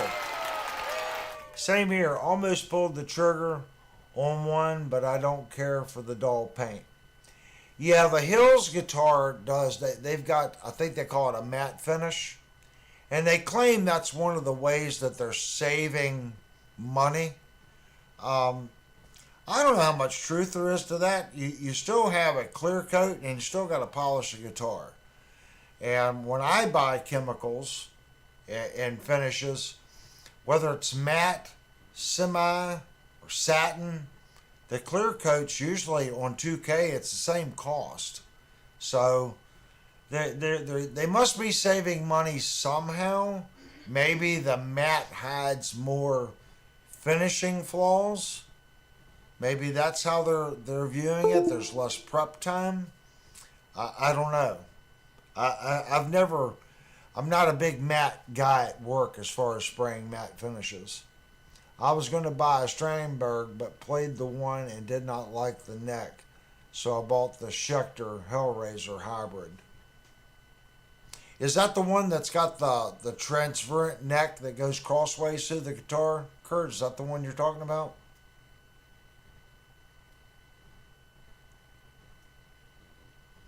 You know something? I haven't seen anything from Jupe in a while. Jupe may have bailed on us too. I gotta go way back in the chat.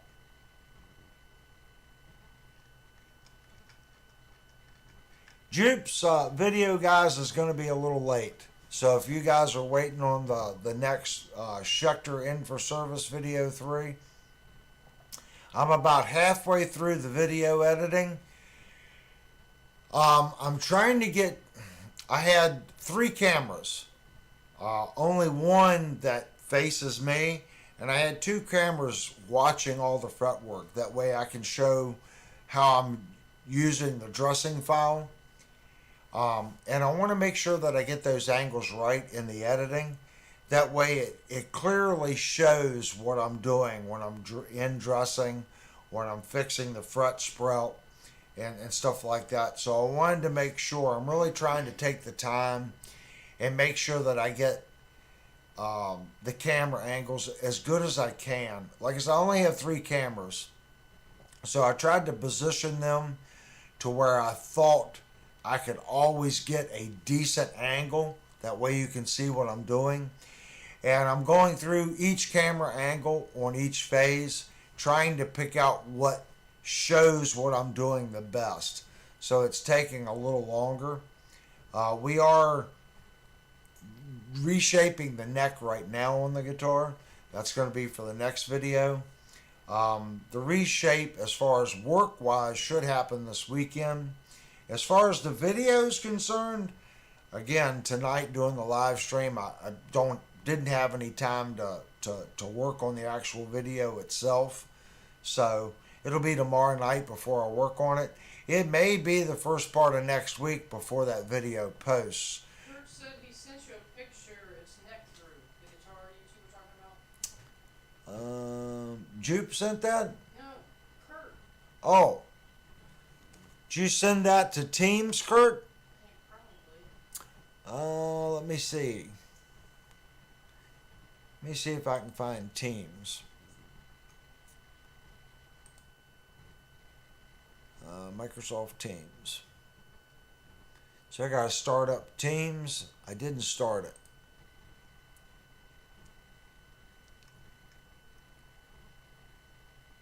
It has not come through yet.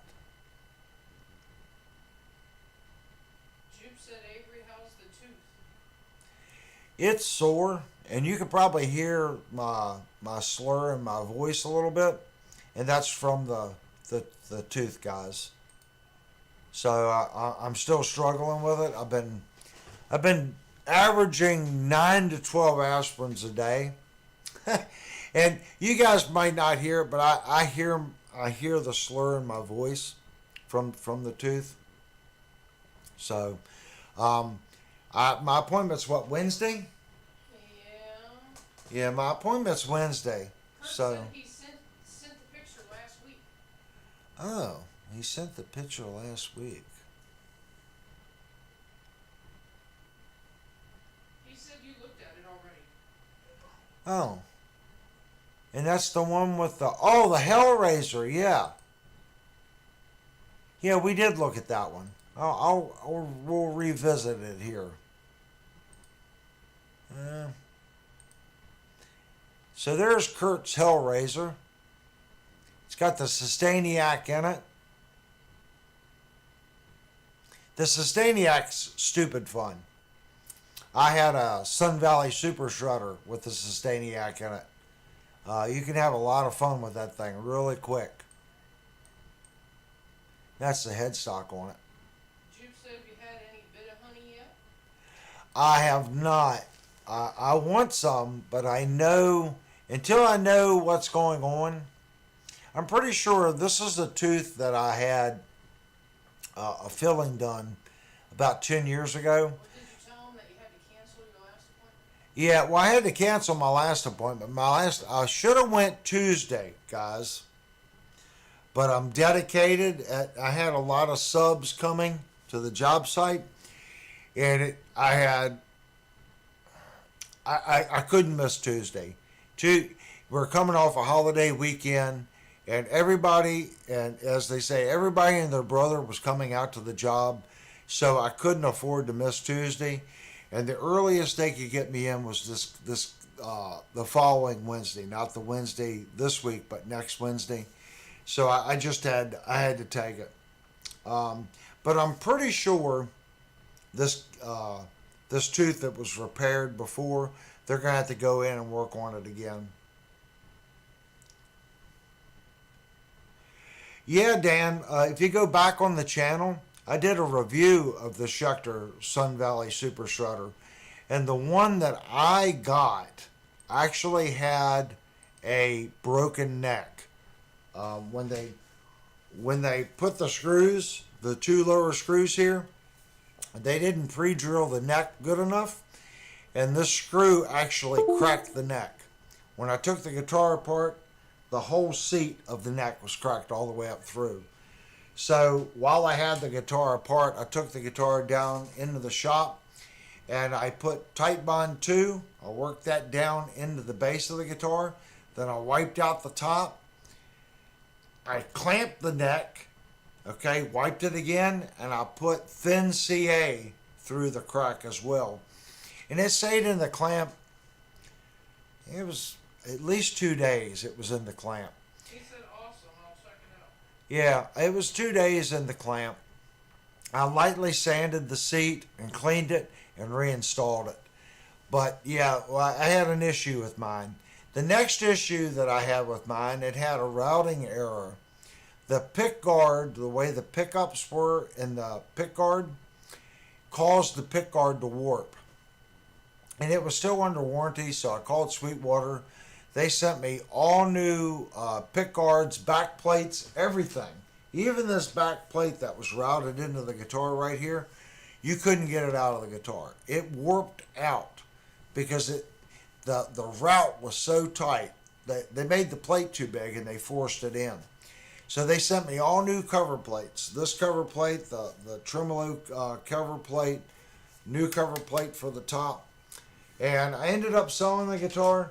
But when I put the new plates on the guitar, the rear cover plates fit better.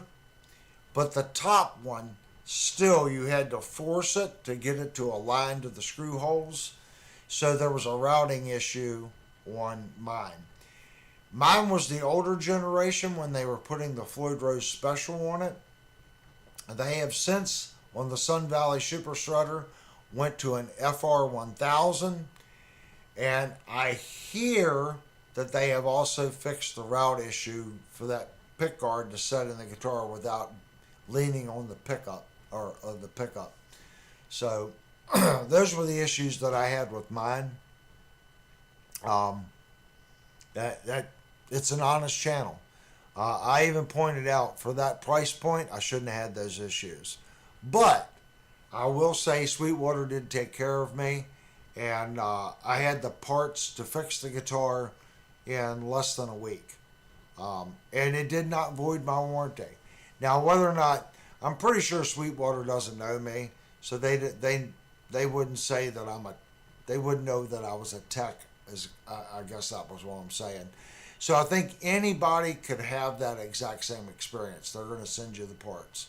They offered me to send the guitar to them, and they were going to pay the shipping. I just had to box it and send it to them. They were going to send me an RA. They were going to fix it and send it back. But I just said, guys, send me the parts. If it doesn't void my 2-year warranty, I'll fix it myself. They had no issues with it, so they sent me the parts. So I give kudos to Sweetwater for that. They took care of me. I did have to upload some photos of the warped plastics that were on the guitar. And as soon as they saw the photos I took, there was no questions asked. They sent me all new pick guard and everything. So absolutely no issue with Sweetwater whatsoever. That's good customer service. I called them, sent the photos, and the very next day they had the authorization. And they didn't even get sent to them. It went right from Schechter Research in California right to my house, the parts. So 100% on board, they took care of me. Penagore says, my wife got me a sustainer pedal long ago, but it wasn't what a Sustainiac could do. Yeah, I kind of miss the Sustainiac. But I'll be honest with you, I think I goofed off more with it than I actually did usable things with it. It was more of like a goof off kind of thing, if that makes sense. I would sit here and just play with the tremolo and get it to feed back and then do weird stuff with it. I thought it was fun for that. I'm sure. Now, I did go in mine. I guess they're all like that. Back here in the electronics cavity, there's two small pots on the PC board that runs the Sustainiac. I did turn the gains way back on mine to get them to a more usable level. I think from the factory, when you flip that thing on, it just instant super sustain. So I did dial mine back to where it was more usable. And I think that's going to be based on your preamp, how hot your preamp is.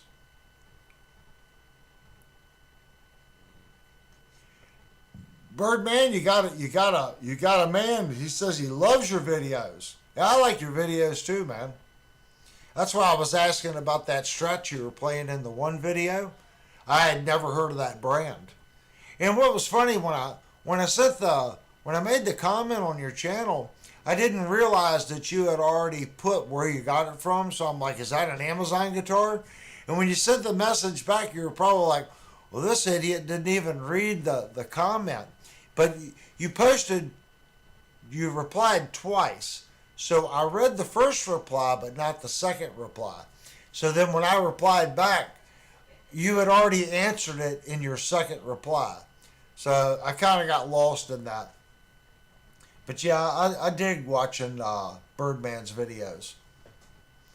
And I already told Birdman, he does a lot of drone stuff and RC stuff too. So I think Birdman's trying to grow his channel. I think YouTube is killing him because he's doing two different things. You know, he's doing the music thing and the RC thing. Everyone's seen my stuff up here. And if you haven't, let's look at the RC stuff. I'm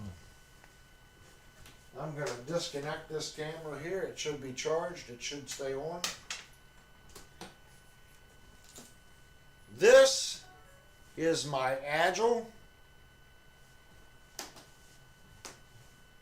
It's a monster.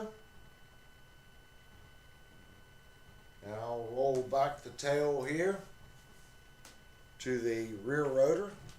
Oh, I'm hitting my stand. And if you look, I have a Line 700 rotor on this. I modified it. So it is a torque tube. So that's my 720. I love RC helicopters. So a 720 class means the blades on the top of the helicopter are 720 millimeters. That's what it means. And you can tell between, well, it's kind of hard to see. Let me move it up a little bit so you can see it. This is the end of my tail rotor, and that's the end of the main rotor. So that particular helicopter is capable of swinging up to a 760 millimeter blade. Birdman says Agile makes guitars too, or is it a different Agile? No, it's a different Agile. Different company. Agile isn't doing too well anymore. As far as the RC company, they made a couple bad kits and turned around and didn't take care of their customers.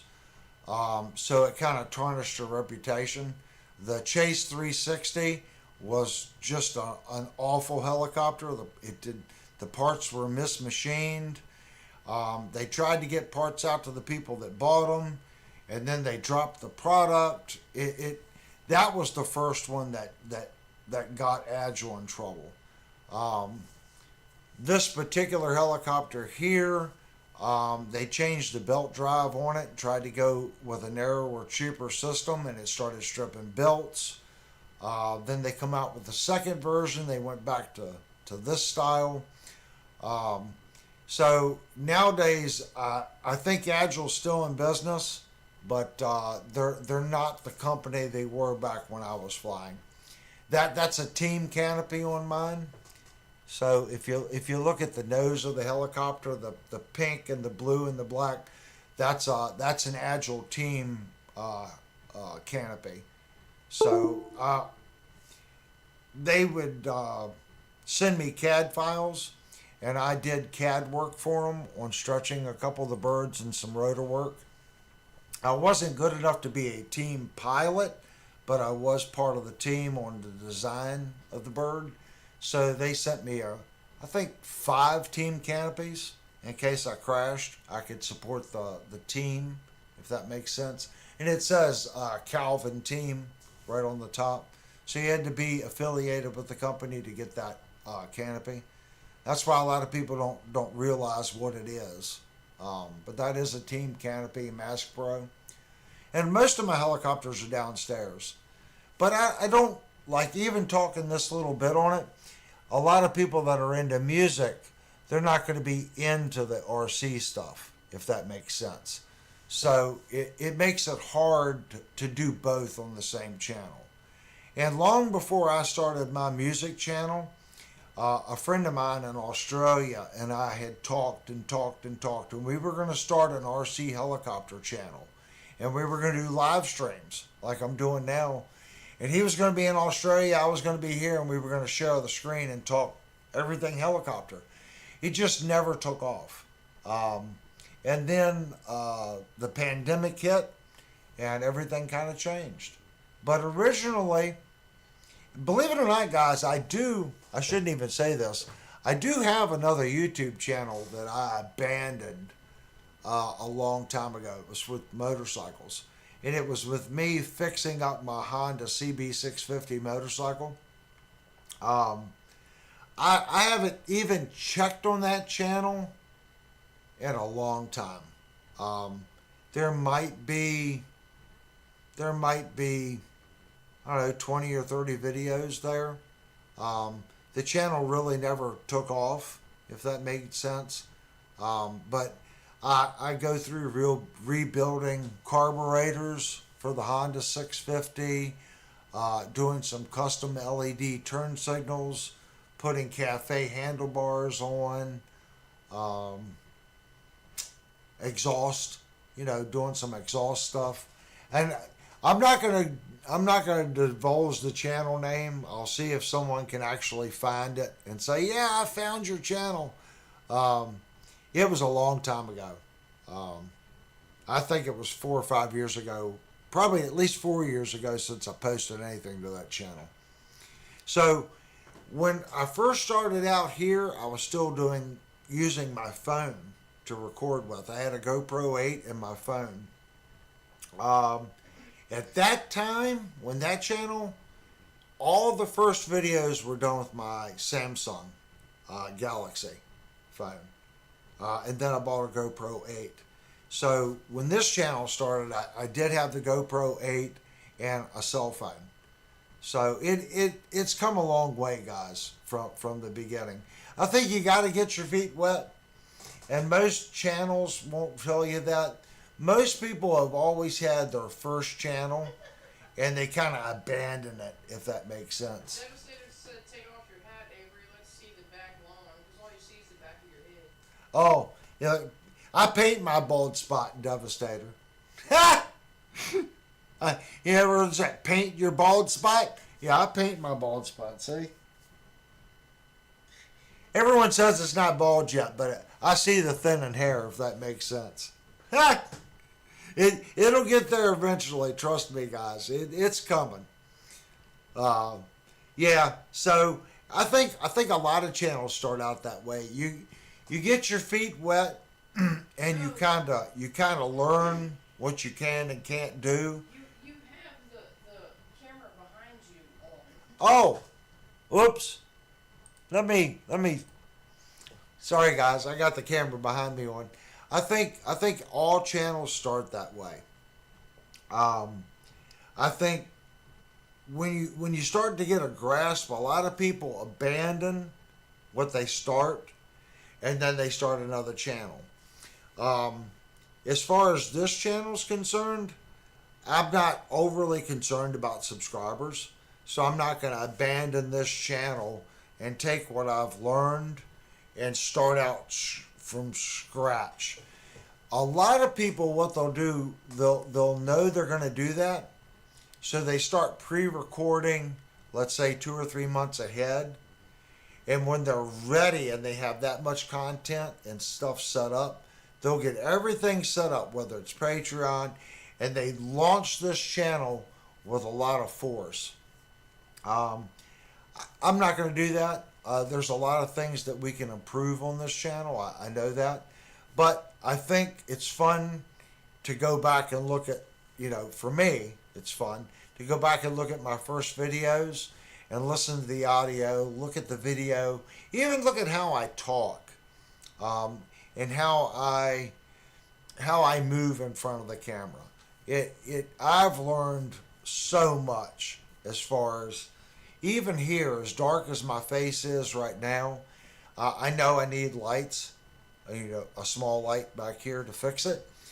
But even with that issue, the quality of the audio of this stream versus the first stream. Our fan says, Can we hear the Wolfgang? Yeah, I guess we can.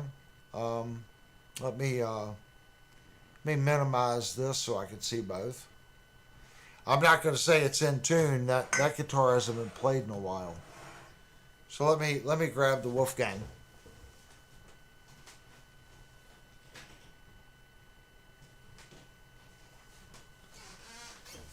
Birdman, this was the guitar that started the channel. That's why it's still here. There's a side of me that wants to sell the guitar, and then there's another side of me that says I shouldn't sell the guitar because this guitar started the channel. It started the repair videos, and it started the reviews. So this thing hadn't been played in a while.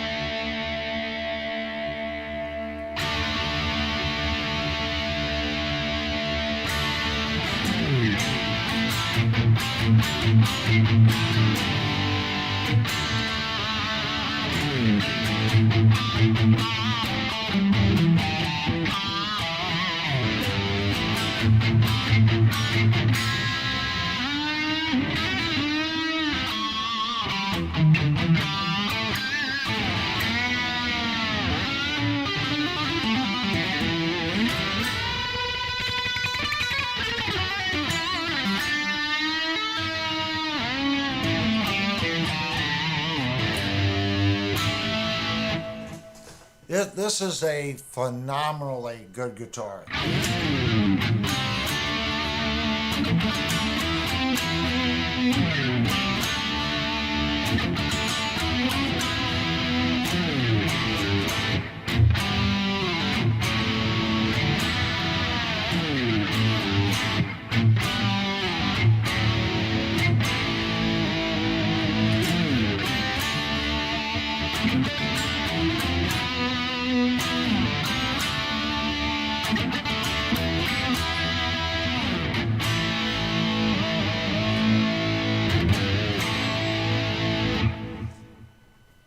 The neck on this guitar is a little thicker than I'm used to, but it plays great. This guitar, there's nothing Firefly left on this guitar. This guitar had a complete rework on all the frets. The locking nut was changed. The tuners were changed.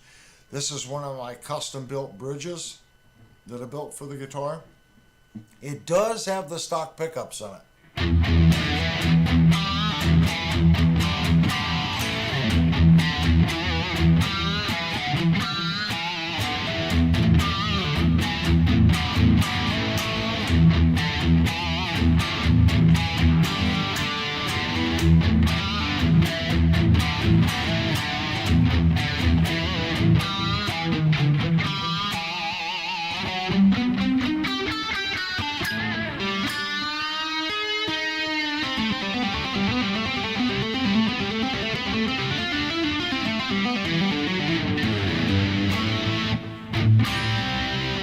But it's got a good sound.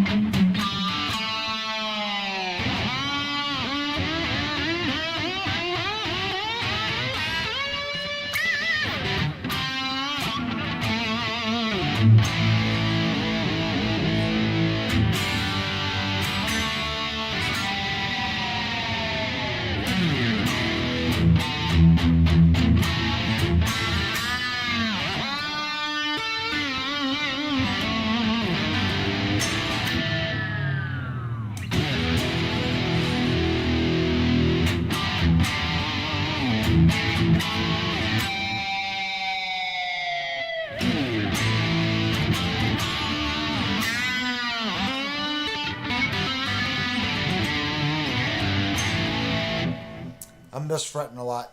But the tremolo on this guitar works really well.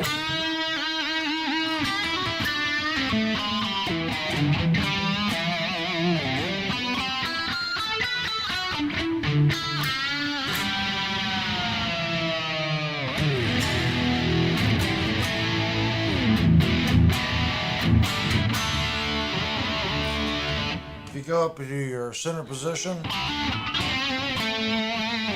it gets a little warmer.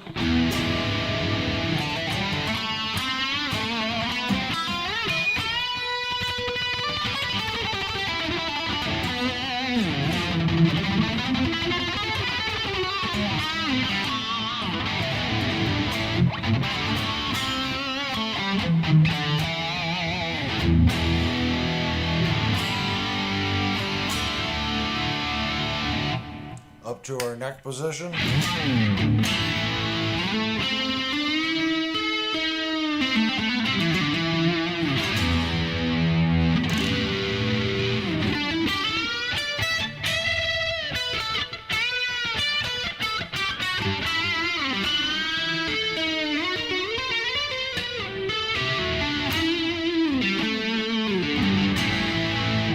And you can hear it thins out a little bit.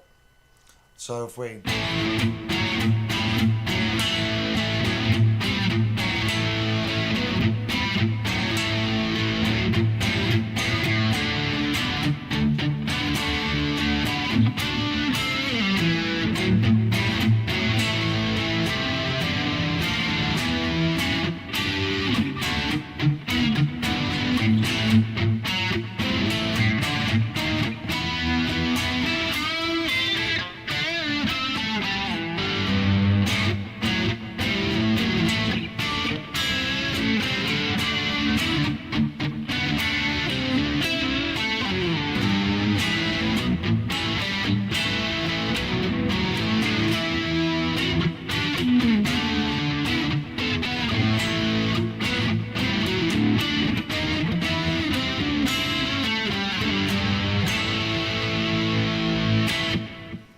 got a good sound.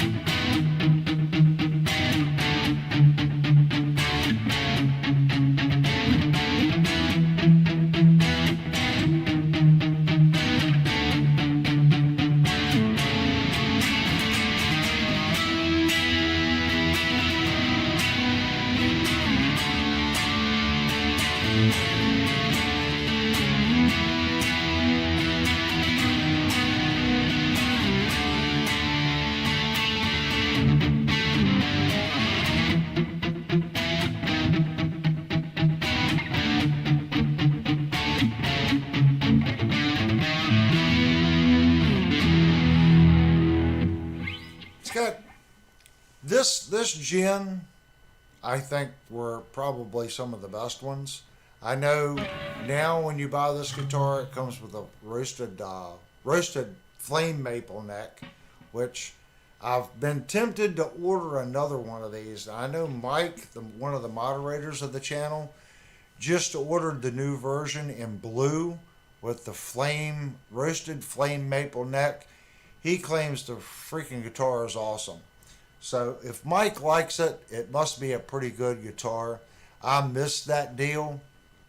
I was going to get the guitar, pull the tremolo out of this one, and stick it in that one, but I just can't. This is the guitar that started the channel, so for me, this guitar kind of holds up, I guess, sentimental value.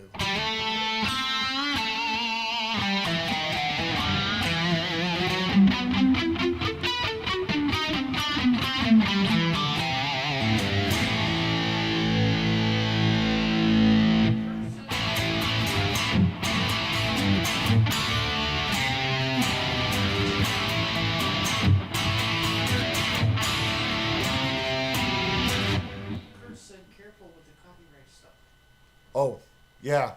You're probably right, Kurt. Now, Birdman was talking about his 222. No tone pot on the 222. This one does not have a tone pot either. Well, he said his has 2 humbuckers, 1 volume, 1 3-way toggle, and a fixed bridge. Yeah, just a volume and a 3-way switch. But you can get quite a bit. Like if you go to your center position, I roll back on the volume.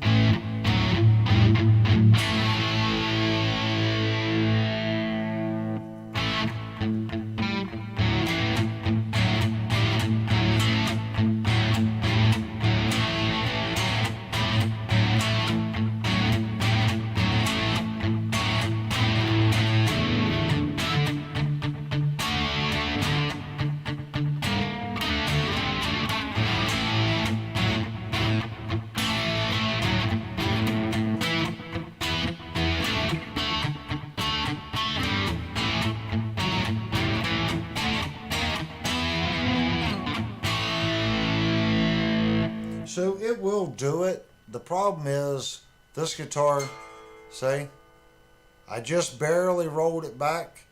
You'll hear it. So Firefly has gotten better and better and better at some of their electronics. This was one of the guitars that makes very little difference in the volume, very little difference, and all of a sudden it just kind of, it falls off. Now as soon as I turn it, see?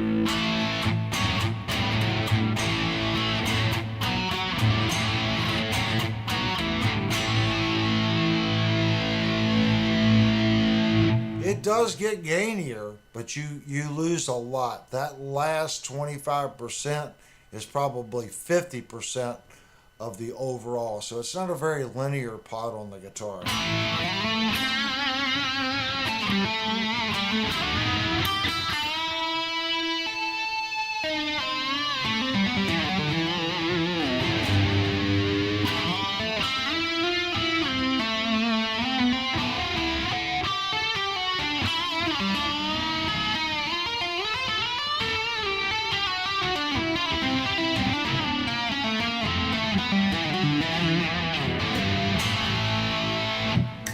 And then it gets really gainy.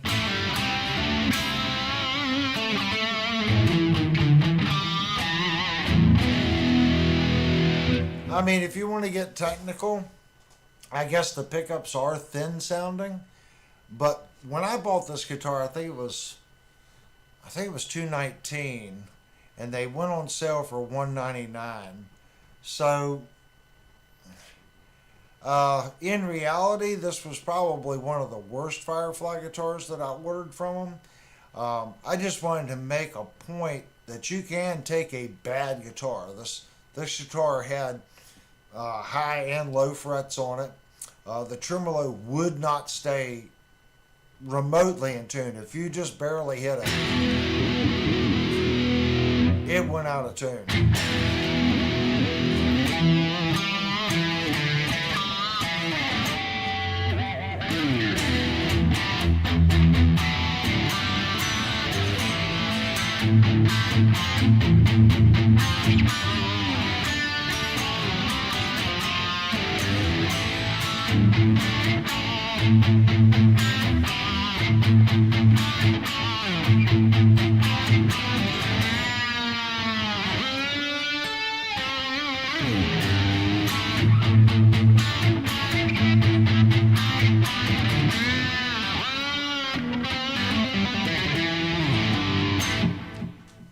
It helps to hit the notes right.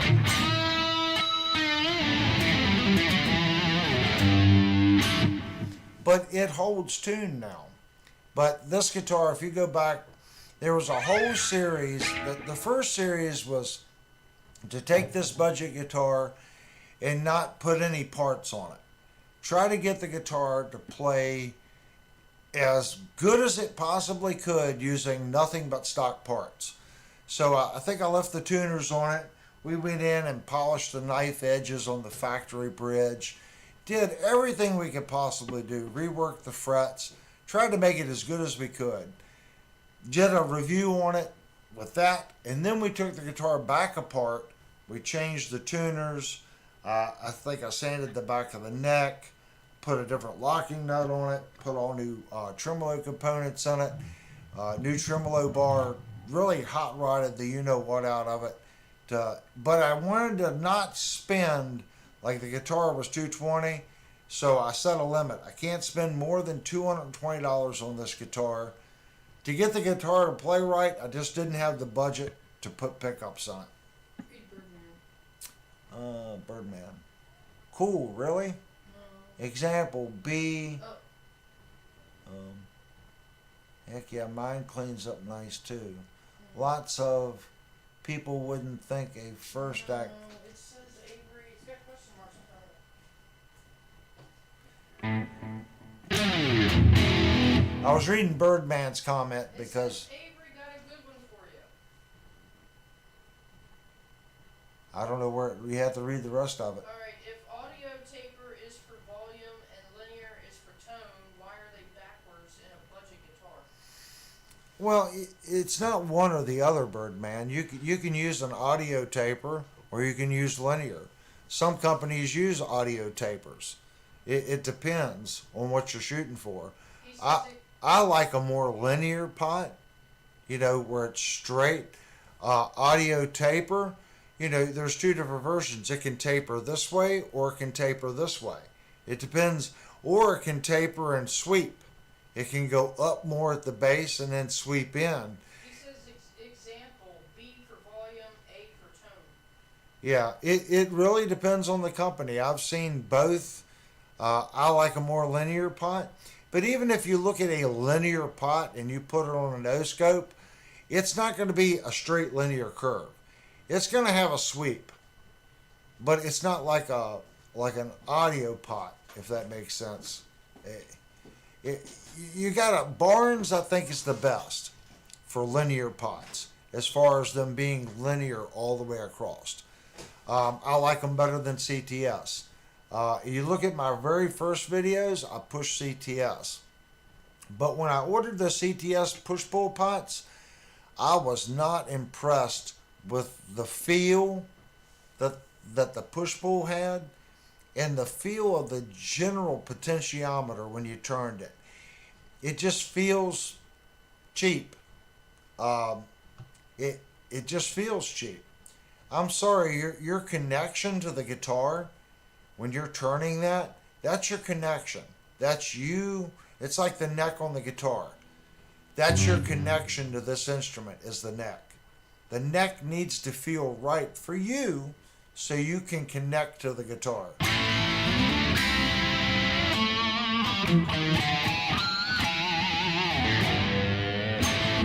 If the neck doesn't have that feel and you're not connecting with it, you're not going to play it. You're not going to connect. You're not going to have that emotion. The exact same thing with the volume knob. That's your connection to the instrument and how it responds. If it feels too loose and floppy, it feels cheap. If it feels scratchy and draggy, then it feels cheap. Some people like this one here, it feels completely smooth, okay? But it's not effortless, okay? This I'd say is a little firm for Pinky. Okay, I like a nice firm pot where I can go down and kind of pull it with my pinky, but not so loose to where I feel that it feels cheap. I know that that's all feel. Everyone's going to be a little different, but that's your connection. Exact same thing with your three-way switch. The three-way switch in this guitar feels good. It's got a nice positive engagement. Okay, I can flip it, and when it locks in, it's going to stay there. If I bump it, it's not going to bump down to my neck position. It's got a nice feel, if that makes sense. The things that you touch on the guitar, the bar, all these things are your connection to the instrument. So everyone has different tastes. Like, I'm a Kahler person. I just like the feel of the Kahler over the Floyd Rose. Some people claim the Fulcrum-based Kahlers aren't as good as the cam-based Kahlers. They like that nice smooth feel that the cam bass has. That's why there's so many different versions out there, guys. It's all in what you like. Avery, my gold top looks more like your coppery than yours. Yeah, that one's more copper colored. It's got a lot of flake in it too.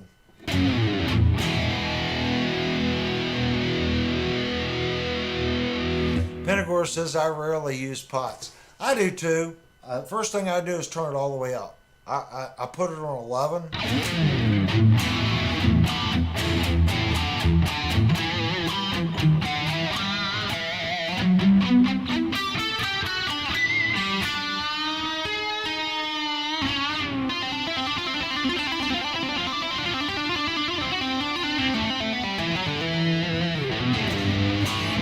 I look for amps that go to 11 because I know they're louder than the amps that go to 10. Strat you sent him feels better than the Ash Body one.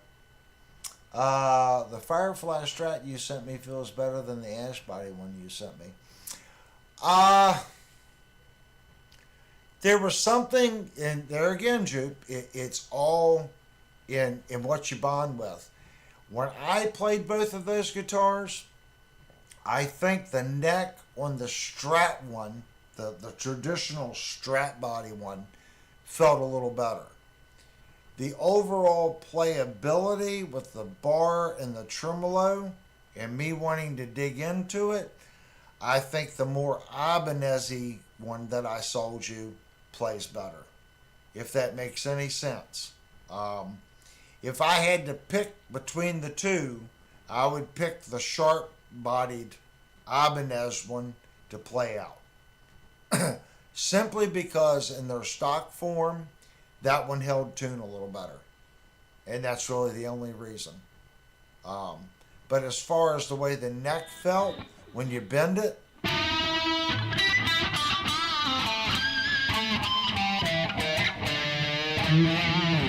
I would say yes, the Strat one did play a little better. That's just me. It's like this Ibanez here. I think I said I might hit it to somebody else, and it's not going to give them that dig-in feeling that I get when I play it. But there's something about me bonding with that particular guitar. This guitar here, for me, I know it plays good. I've had several different musicians pick up this guitar and they're like, wow, it plays amazing. It's perfect. For me, the neck is a little thick on it. The chunkiness of the neck is a little thick for me. I like a little bit thinner neck. But that has nothing to do with the way it feels when I play it, as far as the playability.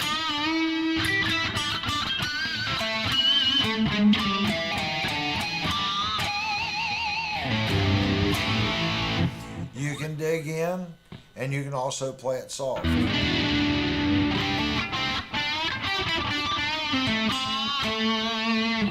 Or dig in.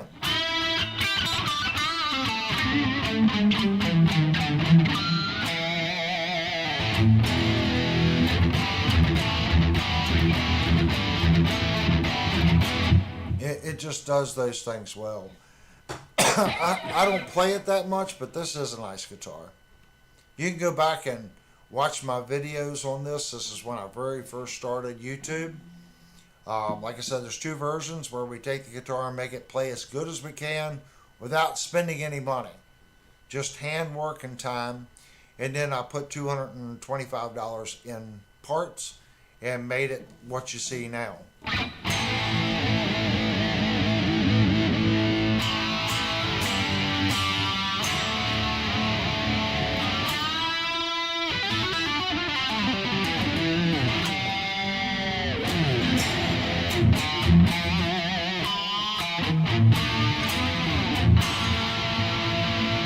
can hear it's a little out.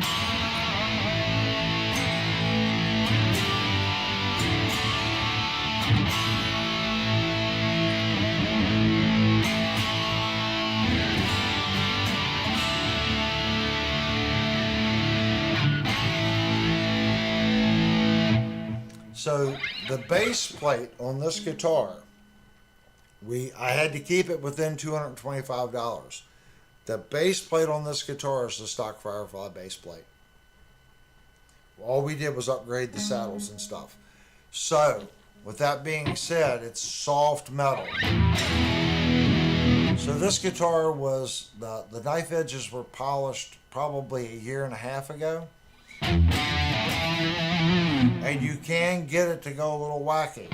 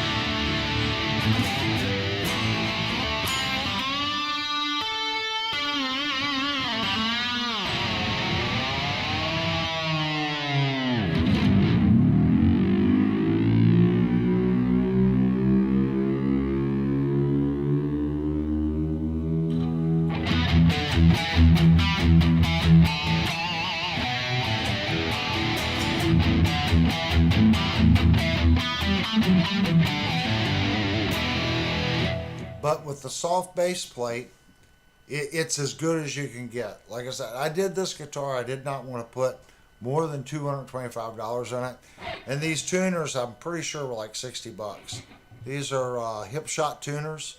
So what I did, I tried to put nice parts. The parts I bought, I tried to buy nice parts. If you took this guitar and put an FR1000 base plate on it and changed the posts, that would be, you could do that for about $70. I don't think the pickups are horrible, but if you really wanted to make this a outstanding guitar, I think a set of, DiMarzio distortions or a JB, something else. So you're probably looking at another $270 to really take this guitar to, let's say, the $1,600 guitar level, $2,000 guitar level. But if you put $70 in it, just change the base plate and the posts, that would make the guitar just unstoppable as far as tune.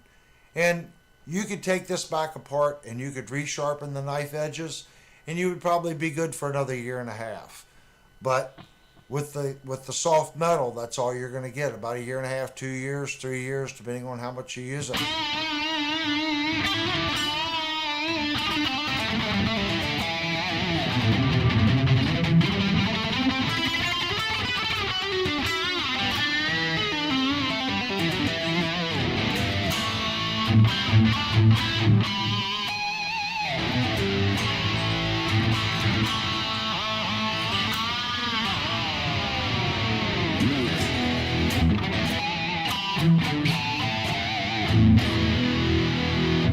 But I think for what I have in it, it's not bad.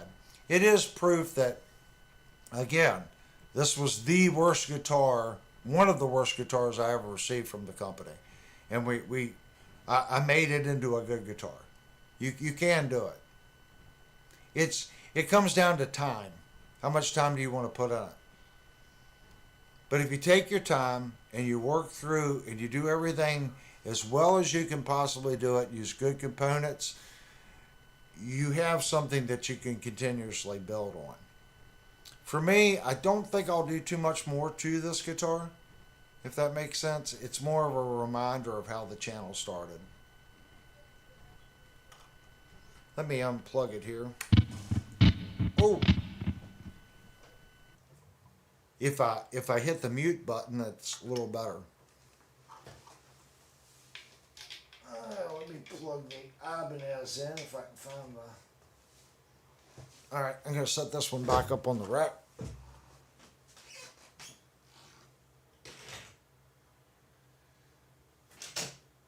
But if we take this guitar, this is the last Firefly I picked up. This one actually has a Floyd Rose bridge from the factory on it. It will not hold tune. Period. It just will not hold tune.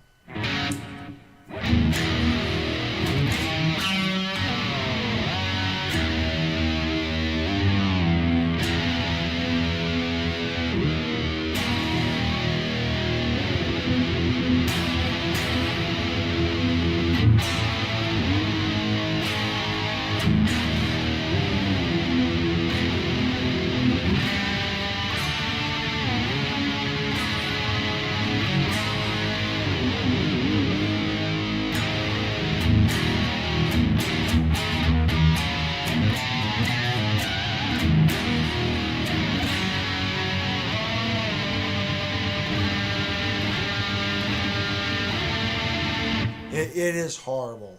It is, what do they call it? POS bridge.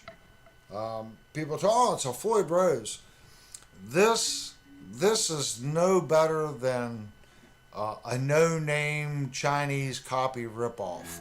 All they did was take the Chinese copy ripoff bridge, and they licensed Floyd Rose, sold out. They said, give us X dollars. Yeah, you can stick our name on it. That's what this thing is. It is just a...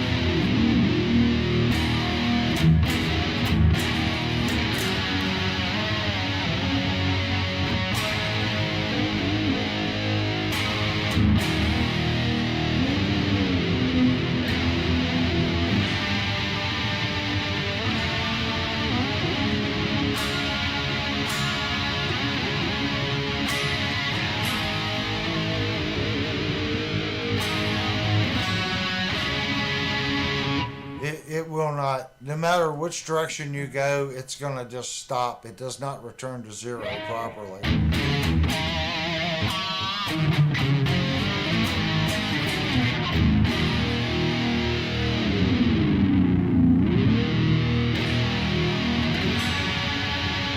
Yeah, it needs to, this bridge definitely needs the harder base plate and new posts.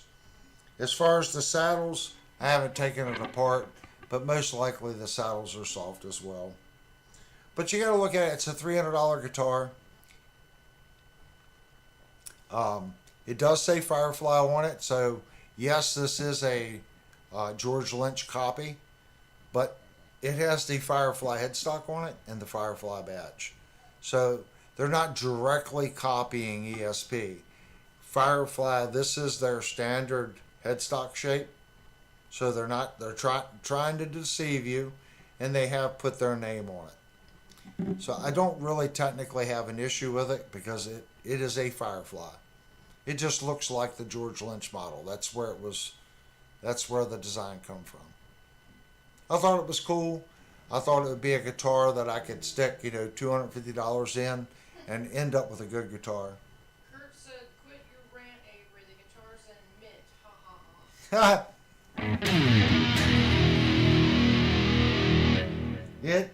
It's meant at going out of tune. How about that? Let me put this one up.